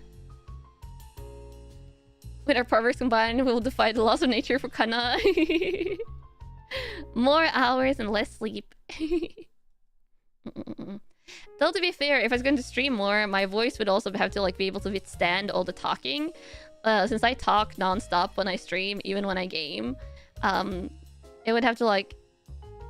My voice would have to be able to withstand it and like not lose my voice. 6, 9, 12, 15, 16... 17... 18, I think? Let me see. 3, 6, 9, 12, 15, 18. Perfect. Okay, now... True, yeah. Because I do stream like quite a lot. And I think I stream like currently like the perfect amount where my voice isn't like really impacted. But if I started to do 8-hour streams every day, I would probably like get a sore voice. Okay, slip stitch into this space. Let me see. Oh wait, I think I joined those wrongly. Oh no, don't lose it. Oh. Okay, let's see. I need to redo the ending of the last part. 8-hour daily streams. Would Camels be able to watch all the streams then? It would be quite a lot for you to get caught up on. Okay, now this is the final round in the square. And look at the edge here. It's like starting to become really light pink. Not just talking, a lot of screaming too. Yeah. You would have to quit your job. Yeah. It would be dangerous. So chain 1, single crochet 1, 2 chain, 1 single crochet, and now it's going to be the tedious part. It's super easy round in theory because we only except for the corner, what we're doing across the entirety of this round is like the same stitched entire part, but it's going to be backspace half double crochets, right? Let me check. It's going to be like backspace half double crochet. And I don't know if you remember, but the backspace stitches are like, if we're doing only one in an entire round, it's fine. But the regular stitches would do in the top here. Like you pick up the two top loops here. I'm saying words. They mean something, I promise. But you pick them up on the top there and it's super easy. But on the back spaces, you have to like go around the back. And you have to like pick up like a stitch from the back here and like you do it around there. So you can see it's like way more tedious getting your crochet hook around it. And that's why this round is going to take longer than if it was regular crochet. And then also skill issue, failing to pick up the yarn. There we go. Finally. It is going to create like a nice raised edge on the outside though. It is going to make a really nice effect. You got around? Have a nice day. So you're going to see that my crocheting speed is like slowing down like drastically compared to the previous round. And that's just because the technique is very different. But you can see like doing it like this, it creates like this little raised line on the inside. So we get a pretty cool effect.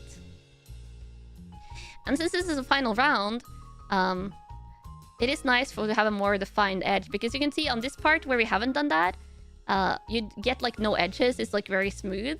But here we get this like nice little raised edge. So it does. There's like a reason why you're doing it like this on the final round. Doesn't mean I have to like it. I don't actually dislike it, but I think it's fun to complain about the little tedious stuff that doesn't really matter too much. Yeah. Yeah, the fine edge looks nice. Yeah, it does look nice. Looks nice. And I have been contemplating something, Camels. I have been thinking that, not this week, obviously, because I do have my schedule out. But I might try and... Oh yeah, my shoulder is like pretty fine. My shoulder wasn't like hurting a lot before stream. It was only hurting a little bit. And I've been trying to like keep my arms in like a good position. What is it saying? I have been thinking, Camels, that like... Obviously, it would be like a tiny bit of a risk. But I was thinking maybe next week, we could try a HANDCAM ASMR on my channel. Like, not like RP heavy, like the ones I do on Patreon right now, but like a trigger heavy HANDCAM ASMR. Just to see if, like, YouTube accepts that.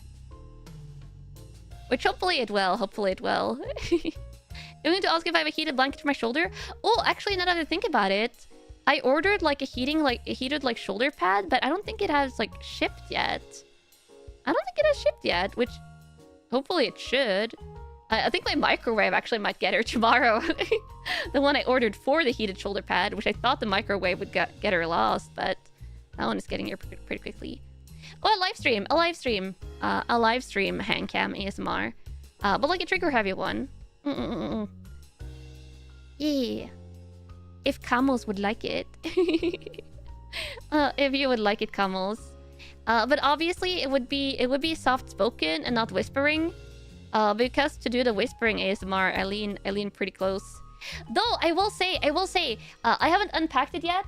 But right as stream started, like literally while the starting soon room was going, I got a package, which I think is like a table stand for my microphone, because I currently can't have my 3D, like for my 3DO microphone, because I currently haven't been able to have like my 3DO standing upright properly because I haven't had a table mic stand for it. But if I get a table mic stand, I might be able to like do like whispering properly during a HANDCAM. But when my mic is laying down, like when I do the triggers, then it's soft spoken instead of whispering. Because usually I will lean down to the microphone, which when I have shoulder pain is actually quite intense for my shoulder, but for the ASMR, I will sacrifice shoulder. You're a little nervous, but if I'm comfortable, you have no objections. Yeah, I want to try it at least once to see how it goes.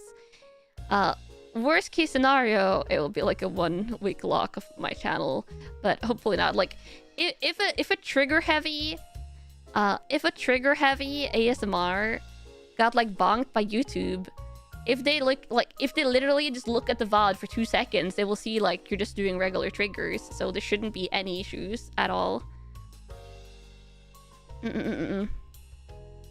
Yeah. Bum bum bum bum bum bum. Because I don't really like not being able to do ASMR, but if we can do HANDCAM ASMR, if we can do HANDCAM ASMR, then that would be still really cozy. And if it came to that, Camels, that would be the one thing that would make me make a temporary Twitch, so I could like stream on Twitch for a week, and then go back to streaming on YouTube. And I thought what we could do. This is a little bit funny. This is the one type of like ASMR trigger that like actually I'm slightly allergic to, but only like not really allergic, but like just like slightly slight discomfort. Because I have... Oh, actually I can go grab them because I have HANDCAM.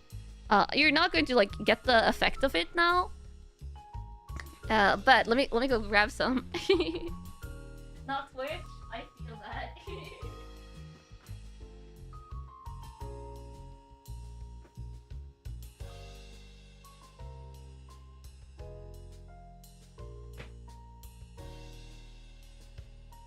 Okay, I keep all of these in like 2 plastic boxes. I keep all of these in 2 plastic boxes, but let me see. I figure, and the reason why they're slightly like slightly troublesome for me is because they're all scented. They're all scented, but I figure we could do like a squishy only ASMR with all these squishies. Like these, this is not the sticky kind, but the sticky kind especially, I love. They're so good. These ones are also fun. You can do like a lot of good tapping on these. Food is bread, but also not, because they're they're squishies. What a delightful little bread. Yeah, what a delightful little bread. Look at it slowly floating back. So I figure this could be like a super no, you're hungry, you need to get lunch, I'm sorry. This could be a super fun HANDCAM ASMR, so maybe we'll do that next week, like squishy only.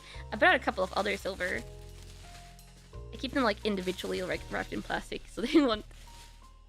I also have this one. It's a little strawberry cheesecake. A lot of little strawberry cheesecake, I think, or like strawberry just like glazed cake. This is also one of the non-sticky ones. I didn't bring any sticky ones over. But nice tappies. You can't really hear it unless I do it like right on top of the microphone. And this one has a little bit of texture on the bottom. Do you love how many food-based squishies I have? I have a lot. Are these new? No. I've had them for a while. I've used some of them for ASMR sometimes, but I haven't really brought all of them out for HANDCAMs. Wow. Wow. Wow. Wow. Wow. You happy you have food in front of you? Yeah. So we have squishies. And then the sticky ones are even better.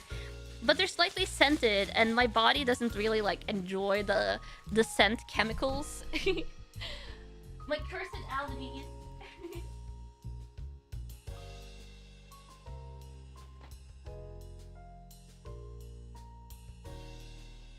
I might need to like, maybe we'll do like a mix of triggers, like not just sticky, like not just squishies.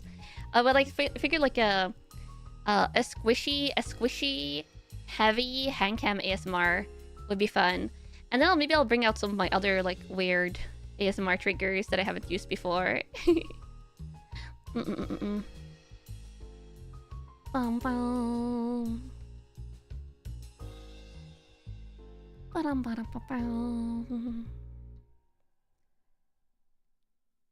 For super relaxation for kamugumis. Sounds delightful? Yeah. Wow. Kanna of the stickies and squishies, how many weird knickknacks do you hide? Oh, like a lot. Like a lot. And I got to use some of some like new stuff during yesterday's ASMR that I haven't used before. A little jealous of the squishies. They are like all like Japanese like eye bloom or like mido squishies and stuff like that. So in addition to making like a lot of games and anime and like TCGs and stuff like that, Japan also makes delightful squishies and cute figures and stuff. Okay, first corner. So final round is 1/4 complete. Oh, the first stitch is always a little bit. The first and the second one. First and second one a little bit tricky. Japan filled with wonders, yeah. Honestly, it's probably a good thing I haven't been to Japan yet, because my wallet would just be crying. Oh, my wallet would be crying. It's a good thing I don't live in Japan. I would just be like, I have to become like a like, don't they call like shut-ins hikikomoris? Is it hikikomori it's called in Japan? I would have to be like a shut-in, only leaving my apartment to pick up like food and like allergy meds and stuff like that, and just like otherwise just get everything like delivered at home. Yeah, and it'd just be a hikikomori. This would be a complete shut-in. Because the second I like left and went to any stores, like it would just be over. It's kind of like now, but even more. So always just be in a tracksuit. I don't think I have a single tracksuit. Like all my exercise gear is like tights and stuff. The first time you went to Japan, you had to separate suitcases from merch, and you filled it up so much that it popped open in the cargo hold. You got it back wrapped in tape. Oh my wow. Wow. I hope nothing got lost. Your friend was in Japan 2 years ago, and he spent the equivalent of 3 monthly paychecks. Yeah, that checks out. That checks out.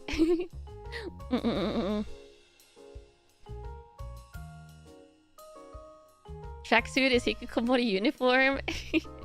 I guess I would have to invest in a tracksuit then, but I don't know. I don't know if I like wearing tracksuits for myself. When it comes to like exercise gear, I like the tighter tights or like shorts or like short shorts.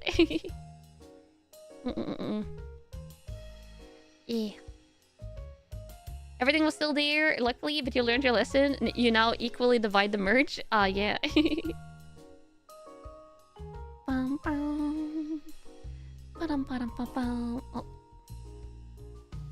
Also, it might take a while for my 3D body tracking gear to get here, because I got an email from the producer of the stuff, and there's some things they apparently need to like sort out to be able to like ship to Norway. Because I think I might be the first person that's like bought from them that lives in Norway, and for like Norwegian like tax regulations and stuff, there's apparently some like they need to apply for like tax stuff. So yeah, it might take like at least a month plus. A month plus if I'm unlucky. If I'm lucky, it might take like way sooner. If I'm unlucky, it might take like a month plus. You missing it? Yeah, ka. The last time your wallet was crying hard was when you went to anime convention last summer. Oh, that also checks out. Yeah, conventions can have a lot of cool merch.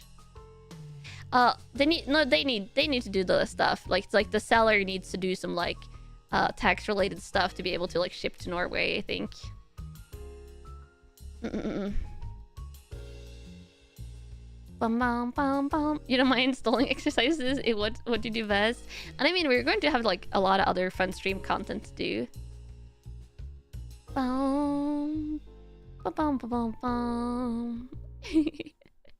Expedite the import Norway. Sadly not how it works. Yeah.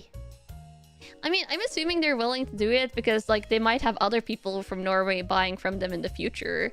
So it's like, of course you would wanna like have more potential customers.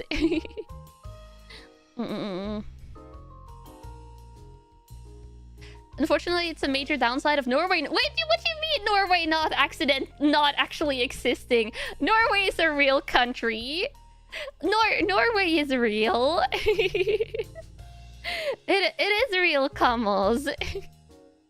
Where do I live if it's not real?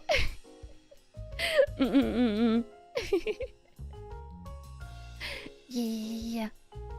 Am I sure? Yeah, I'm sure. I'm sure. Norway is real. No way. No way. Norway. Isn't it like Australia or Narnia? Australia also exists.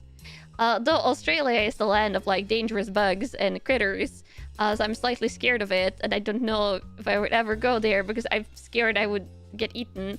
But Australia is real.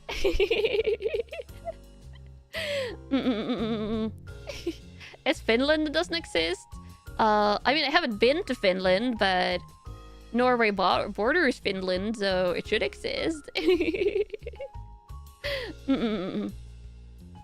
thought we were joking about Norway being... No, Norway is real, Kamos. Norway is real.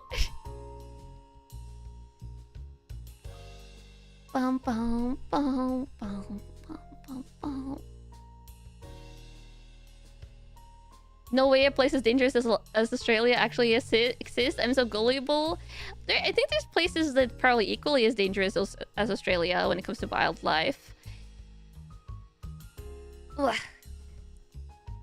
Maybe neither, dude. No, Kai. You've only ever been to Oslo in Norway. It's one of the most beautiful cities you've ever seen. But Oslo is so... Do I practice my giggle? My giggle is involuntary. It's not something I do on purpose. I will say though, this might be like a hot take. I feel like if you've been to like Norway and Copenhagen, and like Oslo and Copenhagen, or if you've been to like Oslo and Bergen or like any other Norwegian city, like maybe not any other Norwegian city, but a lot of other Norwegian cities, Oslo is not that pretty. Oslo is kind of boring, and I say that as a Norwegian was pretty happy living in Norway, and I've lived in Oslo for 3.5 years. And it was like it's very convenient living in Oslo. There's a lot of stuff there. Like obviously it's the capital, so they have like all the variety of stores that you can get in Norway, you get in Oslo.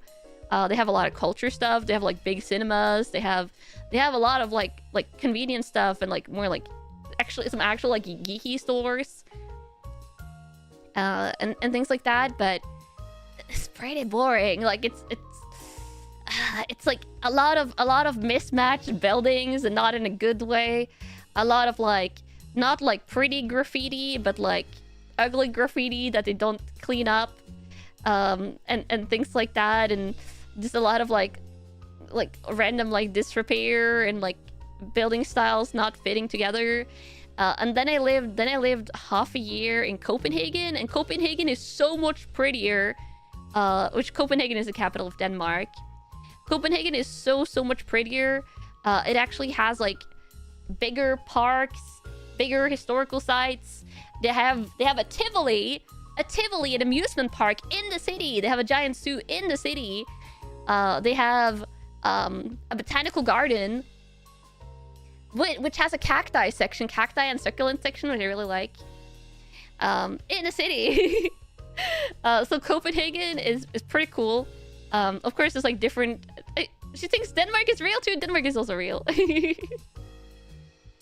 Copenhagen is just so much prettier, so much more interesting. And I will say, if you're like the two biggest city in Norway is obviously Oslo, the capital, but also Bergen is pretty big. Bergen is so much more beautiful. So if you're going to Norway and you have a choice between Bergen and Oslo, please go to Bergen. There's more cool stuff to see there. There's more cool stuff to see there. Yeah. Though, if you've ever been to Oslo and had a good time, I'm happy about it. But my kind of hot take is that, ever been to Ålesund? I haven't been to Ålesund, no. I haven't been to like that many like crazy amount of like locations in Norway. But I lived in Bergen for a year. It's really pretty. What about Svalbard? I've never been to Svalbard. Most Norwegians will never have been to Svalbard. It's pretty tiny. I will say though, there was a job listing I looked at once. For a job in Svalbard that I actually like kind of considered. But this was around the time where I got my serious allergy condition. So since my health was like kind of like didn't really know what was going on yet, I didn't even apply for it. But what's really cool with Svalbard, if you're like a Norwegian, like you have your taxes, right? If you have like a job, you have taxes. In Svalbard, you get half taxes. You get half taxes, which is really nice. So you could live there for some years and like save up a good amount of money.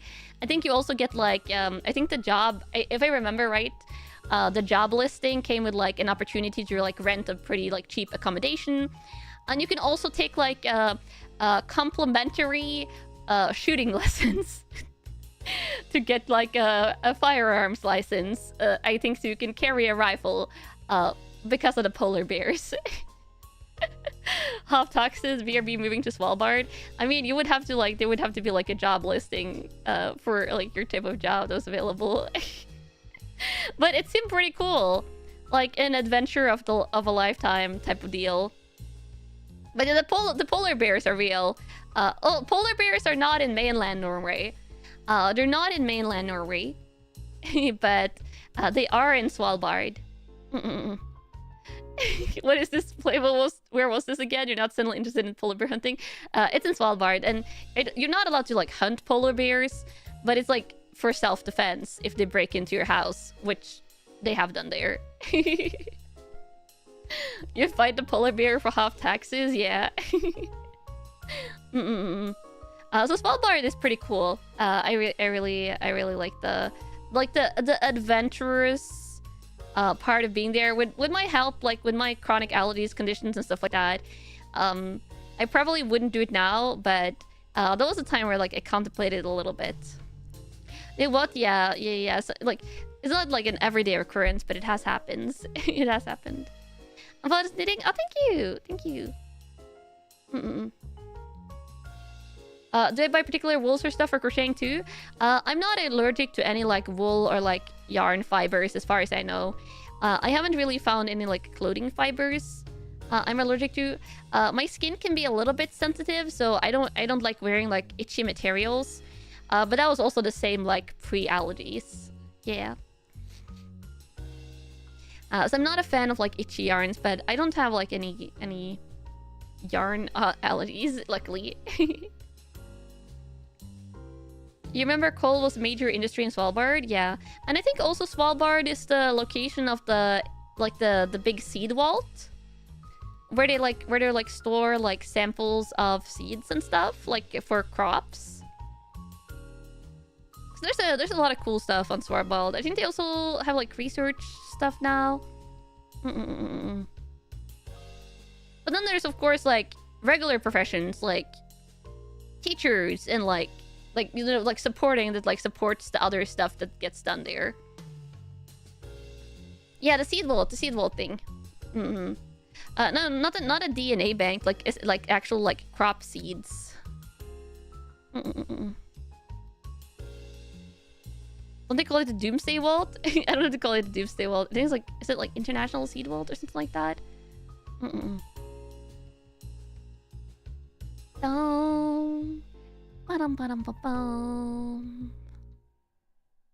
Is this the final round? Oh, this is the final side. Perfect. We're definitely finishing this square today.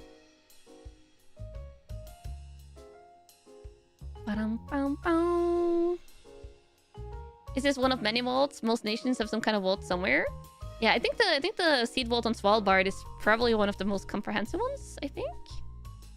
At least the one that's like internationally available or something like that.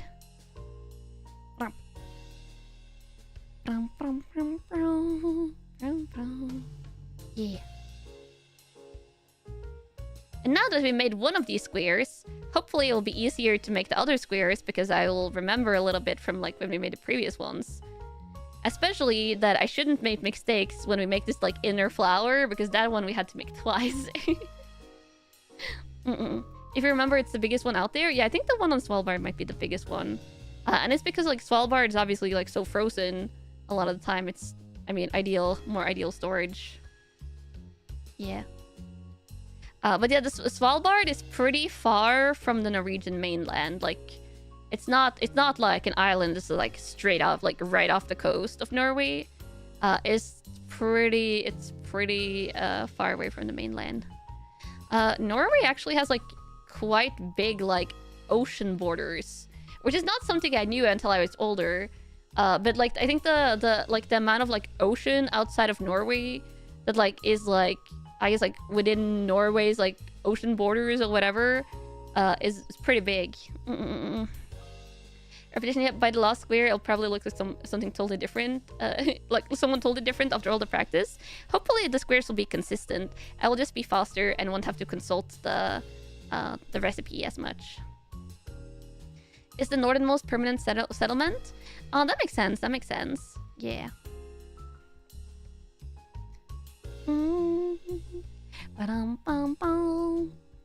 Norway is pretty well known for fishing, so it makes sense. Yeah. Norway does a lot of fishing. What's the recipe even look like? Oh, I can link it. I linked it earlier, but if you dropped in after I linked it. So we're currently on part 4. So as you can see, this recipe is really nice. It does have pictures. So you can consult the pictures for some stuff to know what it's going to look like. You can consult the instructions. This is part of like a larger recipe, so it has 4 parts for the squares. We're on like part 4. It has like the outer section.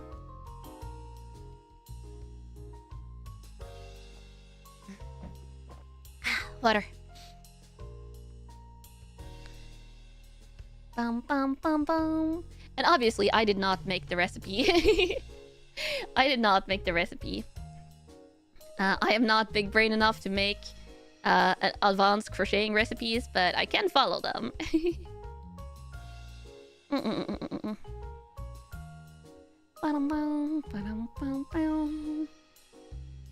So soon, so soon. It's actually going... I thought the last round would take way longer because this annoying stitch type, but it is quite fast. Will we have Raspy Boys Kanna again when Monster in the Wild releases? Because I'll stream it so much? We'll see, we'll see. Yeah. Yeah, when I'm crocheting something on stream, you can always ask me if I had the recipe. Sometimes I might follow like recipes that I have bought, but for this blanket, it's like an openly available recipe, so I can share the link with all of you. Though we are making it with different colors than the original recipe. One of Norwegian's popular fish are mackerel in Southeast Asia. It's a very staple fish. Yeah, Norwegian saba. Norwegian saba. Which I can't get. I can't get mackerel fillets in Norwegian stores. But in Southeast Asia, in like Japan, for example, this is one of my biggest pet peeves. I can get like canned tomato mackerel, which is like a staple like here, but I can't get like mackerel fresh fillets. But somehow you can get it in Southeast Asia, which is insane. Yes, they only export it for some reason. If you get like a local fishmonger, which not every town has those, they're still pretty rare. Yeah, they just export all of it, which is insane. How old am I? I'm 30. I'm 30. Though now in 2025, I turned 31 in September. Still quite a while left until that. Norwegian saba is popular. If only I could try it myself.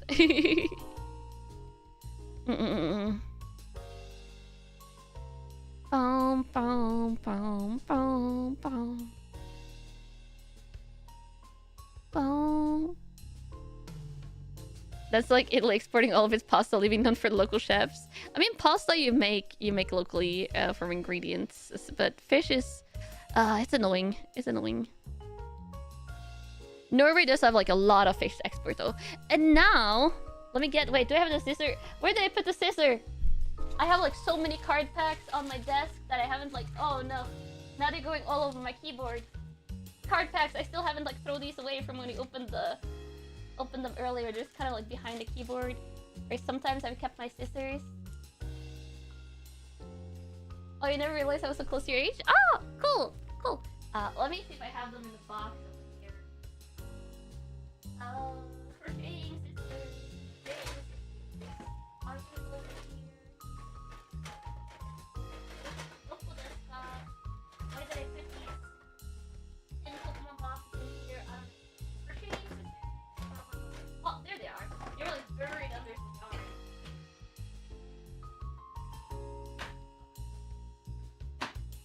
Closing the box so the cats can't get to the yarn.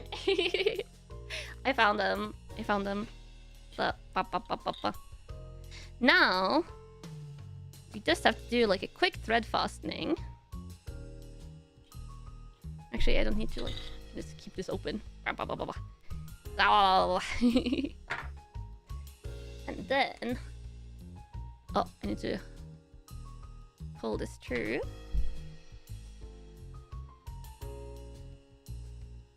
A quick fastening. Well, still, you weren't done taking pictures? No, no, no. AFK faces only last for as long as AFK faces lasts. And then you don't get them again. Unless you, like, rewind the stream. That's, I guess, always an option, but... Okay, now...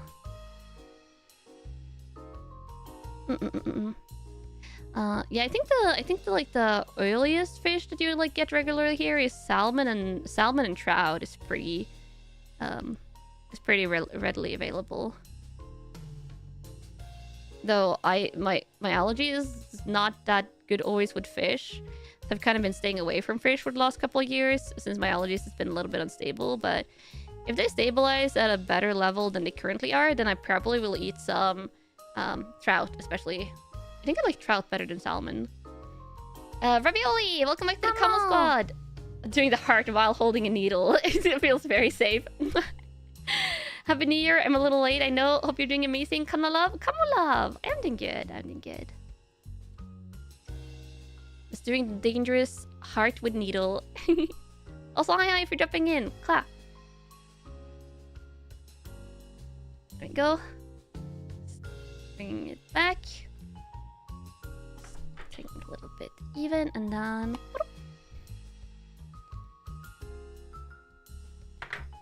And then we just need to take this one.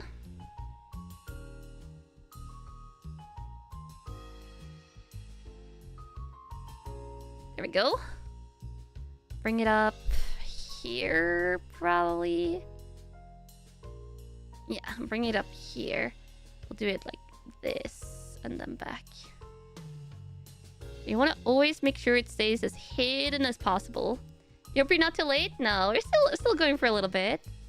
Still going for a little bit. There we go. Going through here.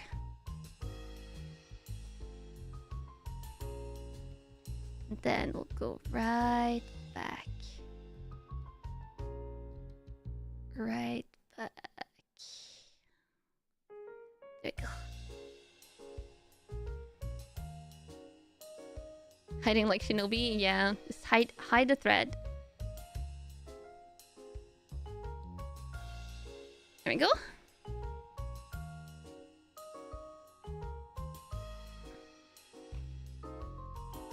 Goes to the pile. And then the needle goes back. I have some different thread fastening needles as well. But these ones are just more for like regular sewing, and also they're like way sharper. This one is the one I use for most of the yarn thread fastening. Look at this, Kamos! The first square is done! Does it take up the entire... It takes up basically the entire hand cam, which kind of shows how big it is. Like, look at this. And this is like, it's not even stretched out because it will get like a little bit more... When you like assemble them together, they'll get like a little bit more stretched out. Just because they're like all together in a blanket. But look at it! It's so perfect. Let me actually turn off the auto zoom. Well, now it's focusing. Or like turn on the autofocus rather. We've achieved square. Yeah, we achieved square. It doesn't even fit. It doesn't even fit on the camera. I guess if I do like this, you can also look at the back. You can see like the back is more flat. The back is kind of more flat because it has all the raised pattern is on this side. So now you can like more properly see like it has like a star flower shaped here, flower in the middle, has this like kind of fancy stuff, and then like the raised border on the outside. Yeah, it's really pretty. It's really pretty. So you can really see the more like 3D pattern. And like if I bowl it all up here, you can see it's like pretty hefty. First square out of 12 or first out of 16. It's beautiful laid out. Yeah, it's really pretty laid out.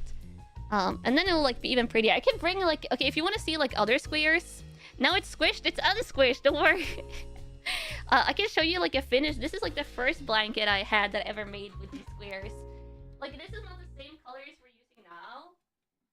But I can like show you how like different squares look. And this is like an entire blanket of 12. So if we go 4x4, it will be even bigger. And like this weighs quite a lot. It weighs like, I don't know how much. It weighs like a lot. This one is like a little bit more eclectic. It used I think I used more like the colors in the original recipe. So you can see like here's like an orange one. It's really pretty. And you see like how it's going to look. Like I'm not using the same color on the border and the edges for this. But this is how it's going to look when you crochet them together. And then you do like a bubble stitch border around to get like these bubbles. I really like this square. This square I like. It's really pretty with like the purple and the dark red. Really like dark colors. Then we have like this green one. Border's really neat, yeah. This one, yeah, like this goes from like blue to like pinkish colors. Oh, this one I also like, the purple one. This one. Then we have another green one. And then we have even deeper purple. Purple. Really purple. And then it goes like this green. And whoa, this one, yeah, this one like brown, like brownish black to blue. And this is the final row, which is like in kind of like old tone, orangey, yellowy, really like frosty blue. Oh, focus, there we go, frosty blue. And then like pink and purplish. Poor camera-kun working. Oh, like it's like color balancing wrong. It's color balancing wrong. Oh, there we go. Is there? Yeah, there. That's better. Now it's color balancing correctly. Yeah, the color balance is really working. Yeah, so this is the no. This is the previous previous blanket that I made. I've made 4 of these blankets. I have 2. This one I have. This one I have. This is the first one of these blankets I ever made. And then I made one for my mom, which was all like grays and whites and purples.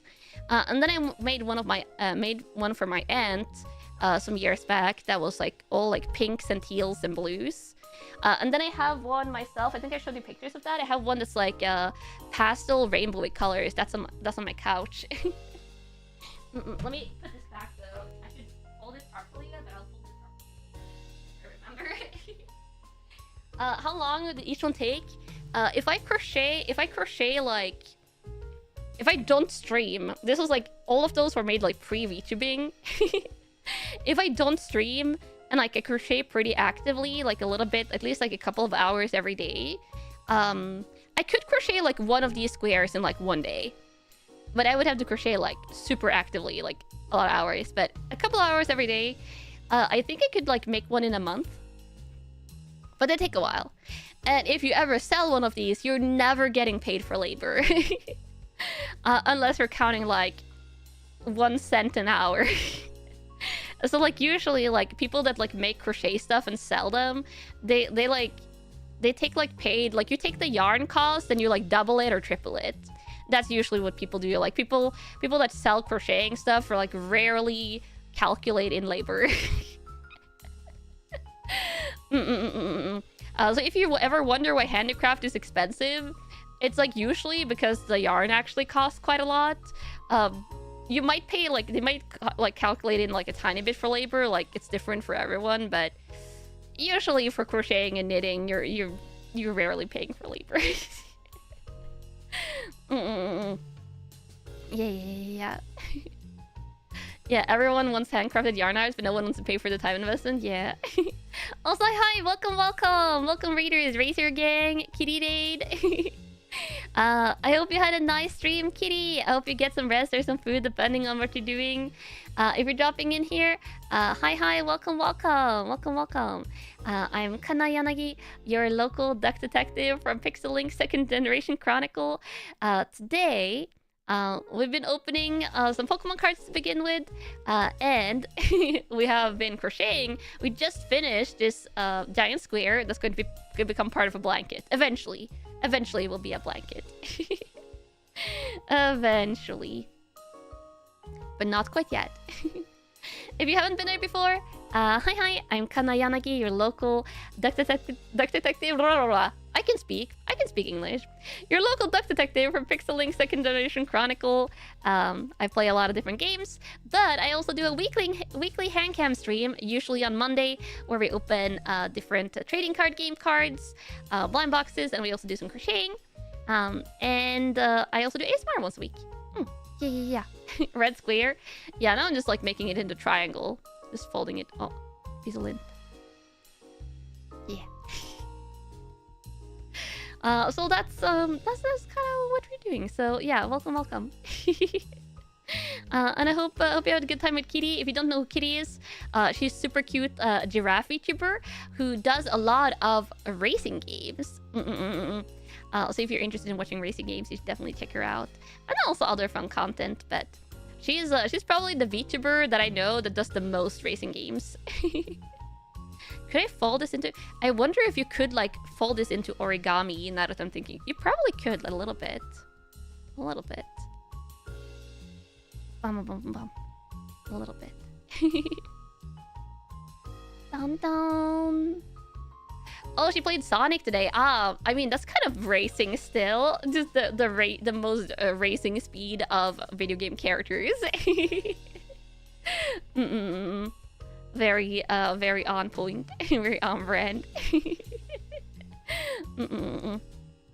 Gotta go fast? Yeah, I guess gotta go fast. Origami blanket? Yeah, just origami it. Oh yeah, God, I'm so happy we completed the square. I was like, oh, no.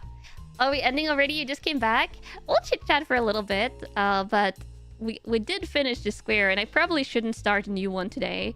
I need to buy yarn though. I haven't decided which colors to go for with this. I really haven't decided which color we should go for, because we have this yarn, and I might buy one more so we can go like, because the thing is, like, with this gradients was really pretty, and what I didn't do with the first blanket that I just showed you before is when you start on the inside here, then we're going to get like dark pink to light pink.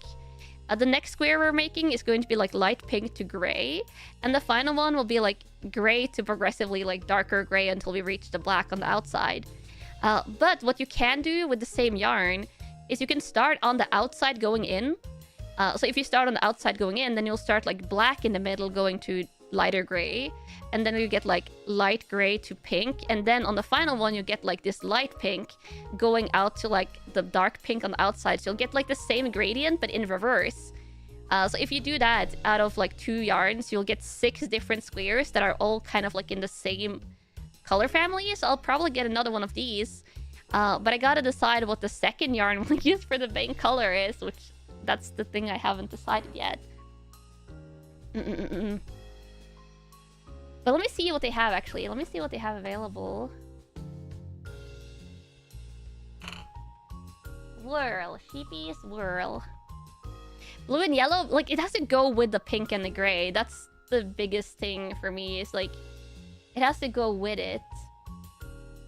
So let me look at it a little bit. There was one I was considering. Yarn buying stream? Yeah. There is one I was considering. That actually, let me show you a color. Can I copy this? It's not letting me copy. I'm going to have to like make it an outline. So let me say, okay, I'm going to save like yarn pictures now. The things I save for stream, honestly.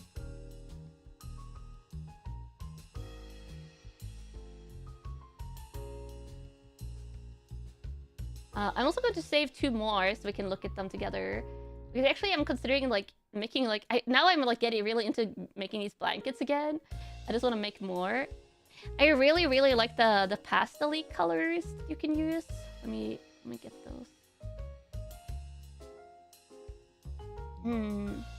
Off to bed. Oh, Yasmin 99. Get some good sleep. Ba-dum-bum. Ba-dum-bum-bum. Ba-dum-bum-bum-bum. Is the color balance okay? Yeah, it looks pretty. It looks pretty good. Was it this one? I think so. This is the first square for this blanket. I made other complete blankets in the past, but for this blanket in particular, this is the first square.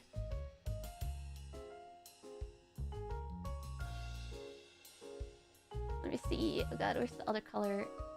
Oh, it's this one.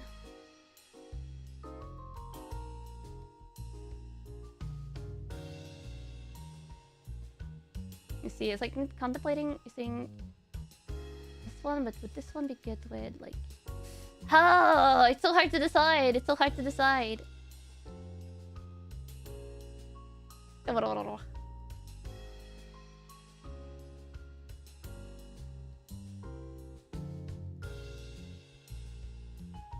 Maybe this one actually. Okay, let me take a picture of like 2 different like yarn combinations, and you can tell me what you think looks best, Camels.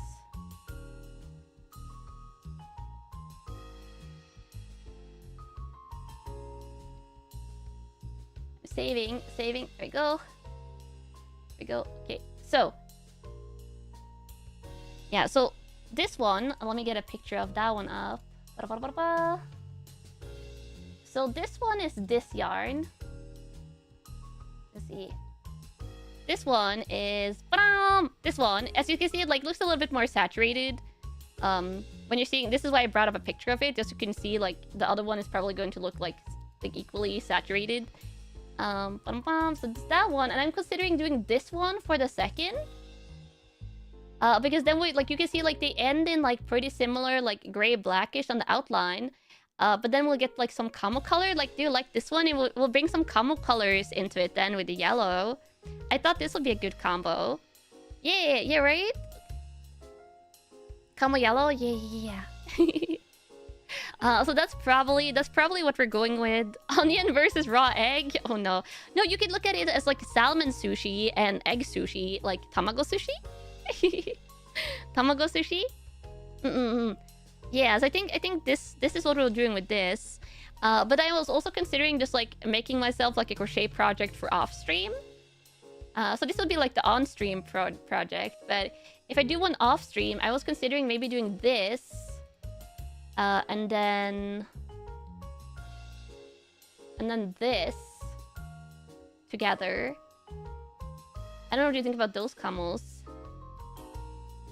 How about crocheting a camo plushie? I'm gonna crocheting a Pelly camo as well. What do you think about these two? Like it'll be like way more like crazy, like bright colors. It looks funky, yeah, very, very funky. The one blanket that I already like have, that like I've used on my couch, that one is like I really love the colors. That one is this one and this one. But I was like, I shouldn't make like a same one of the ones I have. Like it would be fun to make like a more like the psychedelic one. You like the one on the left? Yeah, this is one of my favorite colors that the yarn comes in. But it will be like a little bit more groovy, psychedelic. So I think I'll make one. I think I might buy yarn for this one to make it like off stream. But then on stream we'll go with like the yellow and the other combo. They have 61 colors. Yeah, they have a lot of colors. I don't like all their gradients though. Like I don't think all the gradients are like equally like nice. Some of the gradients are like go like basically like orange, and it's like very slow like orange fade, which doesn't look like as fun for this one. Like for this blanket, you kind of want like a gradient that changes color a little bit quicker. So you get like the color change on each square, because then you get like a cooler like dynamic effect, if that makes sense. I'm just throwing a lot of like big words out here, Kamos. Don't worry about it. Don't worry about it. Oh, let me do some stretches. Imagine someone here is colorblind. I mean, if you're colorblind, it depends on which type of colorblind you are, but some of the gradients might not make as much sense, especially if it's a red-green colorblindness. Makes perfect sense, actually. Yeah, good. I mean, it probably makes more sense when I talk about colors than when I talk about like this being like a popcorn stitch and stuff like that, and like this being like the different type of stitches you use to make these. Why am I shaking you when I get a tiny bit flustered? Oh, no. It's a good way to get out flusteredness. It's you. You've been sitting here. You kind of see the bottom of your body like behind all your messages. And I guess it could like, it could be like a camo blanket. I mean, it's becoming a giant blanket, but it's like already enough to like just put around you. You're colorblind, but you can still see most of the colors. Yeah. It usually, I think, unless you have like severe colorblindness, it usually only affects a little bit. It only affects like some of the colors. Just got tucked in, yeah. Dun, dun, dun, dun, dun. Comfy camo, very comfy. Very, very comfy. Looked like you wanted to strangle. I would never hurt Kamogumis. I would never, ever, ever hurt Kamogumis. You are too sweet. You're always too sweet, Kamos. But a little bit of squish. And then also you can do a flip. Oh, that was a little bit too many flips. You're a little bit too eager, Kamos. You're a little bit too eager for the flip. And then backflip.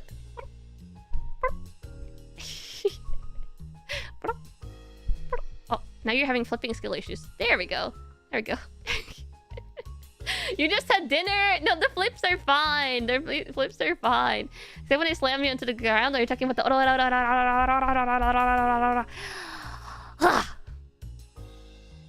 No. No.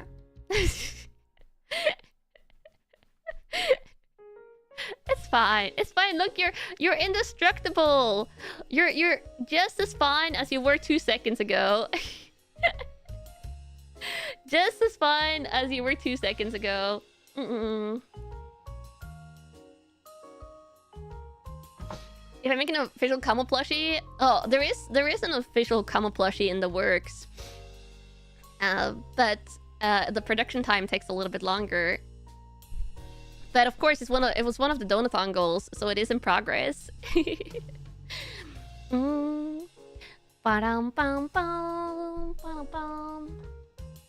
Let me actually...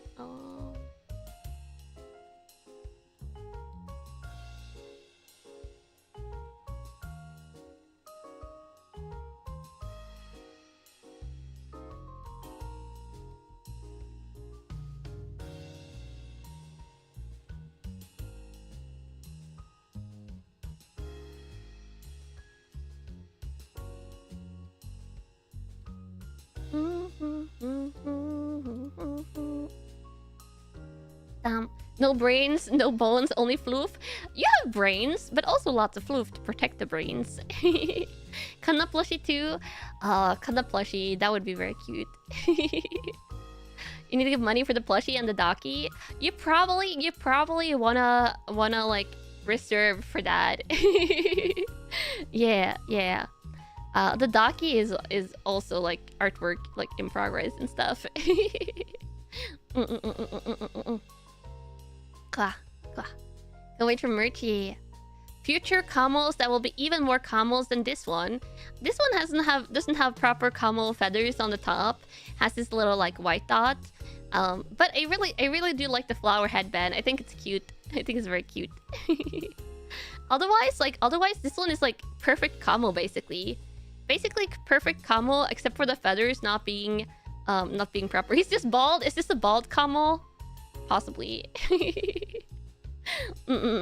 Elder Kamo, maybe. Or a really young Kamo, I don't know. Or a Kamo that accidentally lost his feathers and is regrowing new feathers.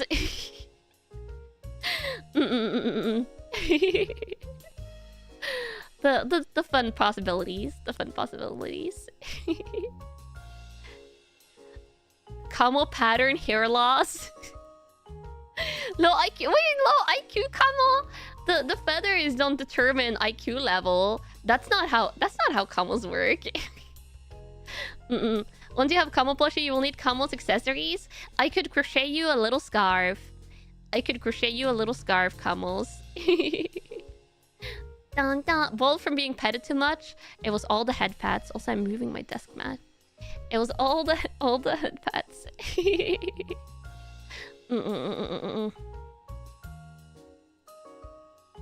Bum, bum.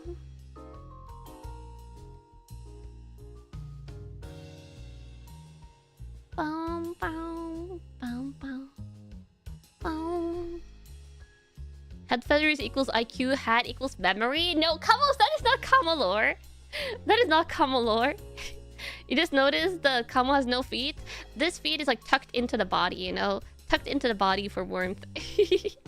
Is Kanna going to go bald from all the head pats? No, I won't go bald. As you can see. Actually, I could do a HANDCAM stream sometimes without my hat.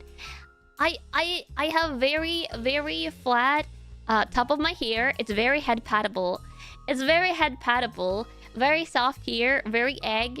So no, not bald, egg. It's very head pattable. Yeah, yeah.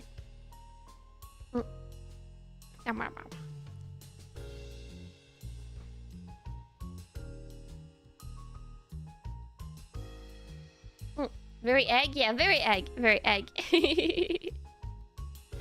Bum bum bum bum bum bum bum bum bum bum bum bum bum. Squish. Love you so much, Takamos. But we should probably start rounding off. Because there is of course a lot of streams this week, as there is all week.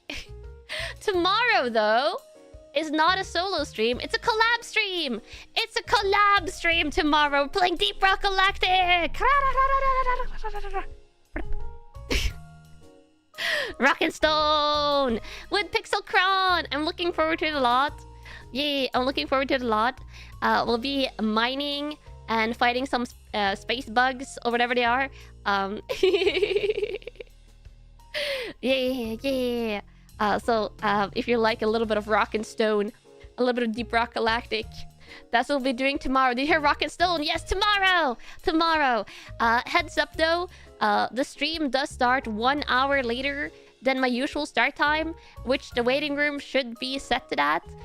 So you can show up a little bit later to stream and you'll still catch the start because it's an hour later.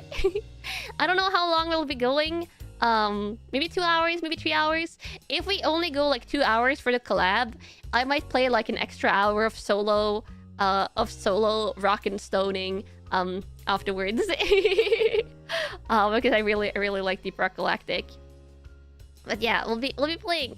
And then of course, I think is it Control on Wednesday and Sekiro. Yeah, Sekiro on Thursday. Control on Wednesday, Sekiro on Thursday. And then I gotta make the waiting rooms for the rest of the week because we're playing Indiana Jones on Saturday. And then Mario Party Jamboree also on Saturday. And then Sunday is like packed with stuff. So Sunday I'll be super busy. Only 1 extra hour? Yeah, only 1 extra hour. I gotta make sure to not overwork myself as well.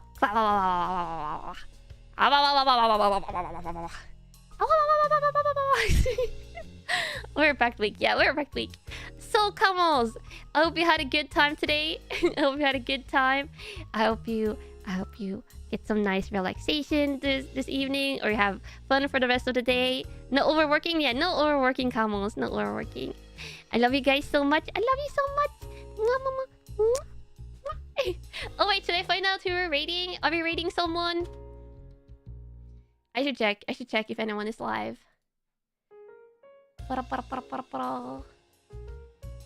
Oh. Rates.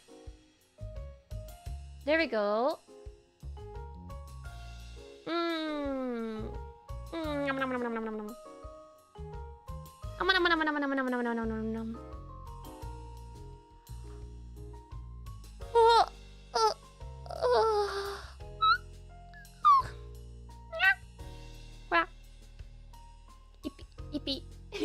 Hopefully I'll eat good tonight since I didn't take a nap. Oh, it's so hard to decide who to rate. You know what? Let's rate Ayla. Ayla is a big sweetie. She is addicted to gacha, like me, but she's addicted to not the Pokemon card gacha like we did today. She plays a lot of the Genshin Impact, and today she's playing Honkai Star Rail. So we want to see the other side of gacha addictions. The other side of gacha addictions. We can go keep Ayla company. She's a big cutie. Yeah. And did you know that she also likes licorice? She is a connoisseur of one of the best of candies. That is licorice. And you can't convince me otherwise. The licorice is amazing. The only reason I can't eat it right now is because of my allergies. But I was like talking to Ayla in DMs, and I was like, I will send you licorice. Let me live vicariously through you. Because my allergies are like, no licorice. But it's so good. It's one of my top 3 candies. As long as it's salty licorice. Yeah. But have a good time. Have a good time. With Isla. I will see you tomorrow, Kamos. You retract your statement so fast? What do you mean? What was your statement? What is your statement? What is your statement, Kamos? Curiosity. I need to know. Squish. I will get it out of you. With the squish. No, we're going now. No. I need to know, Kamos. I need to know. Oh. You won't be squished until you tell me. How? It's a common mystery. Is it a common mystery? Was I just missing one chat message and now I have a mystery? Oh no. I will get it out of you. Poke. Don't worry about it. Okay, don't worry about it. I see. Poke. I'm just kidding. I will end stream. I love you, Kamos. I love you. I love you. Huh.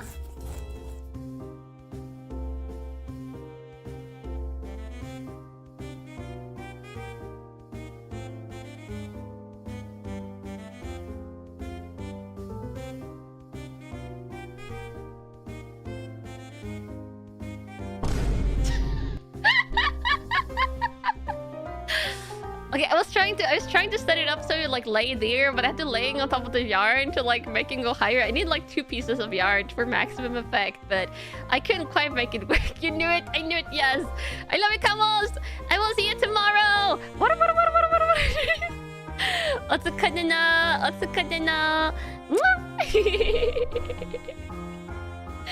Bye bye.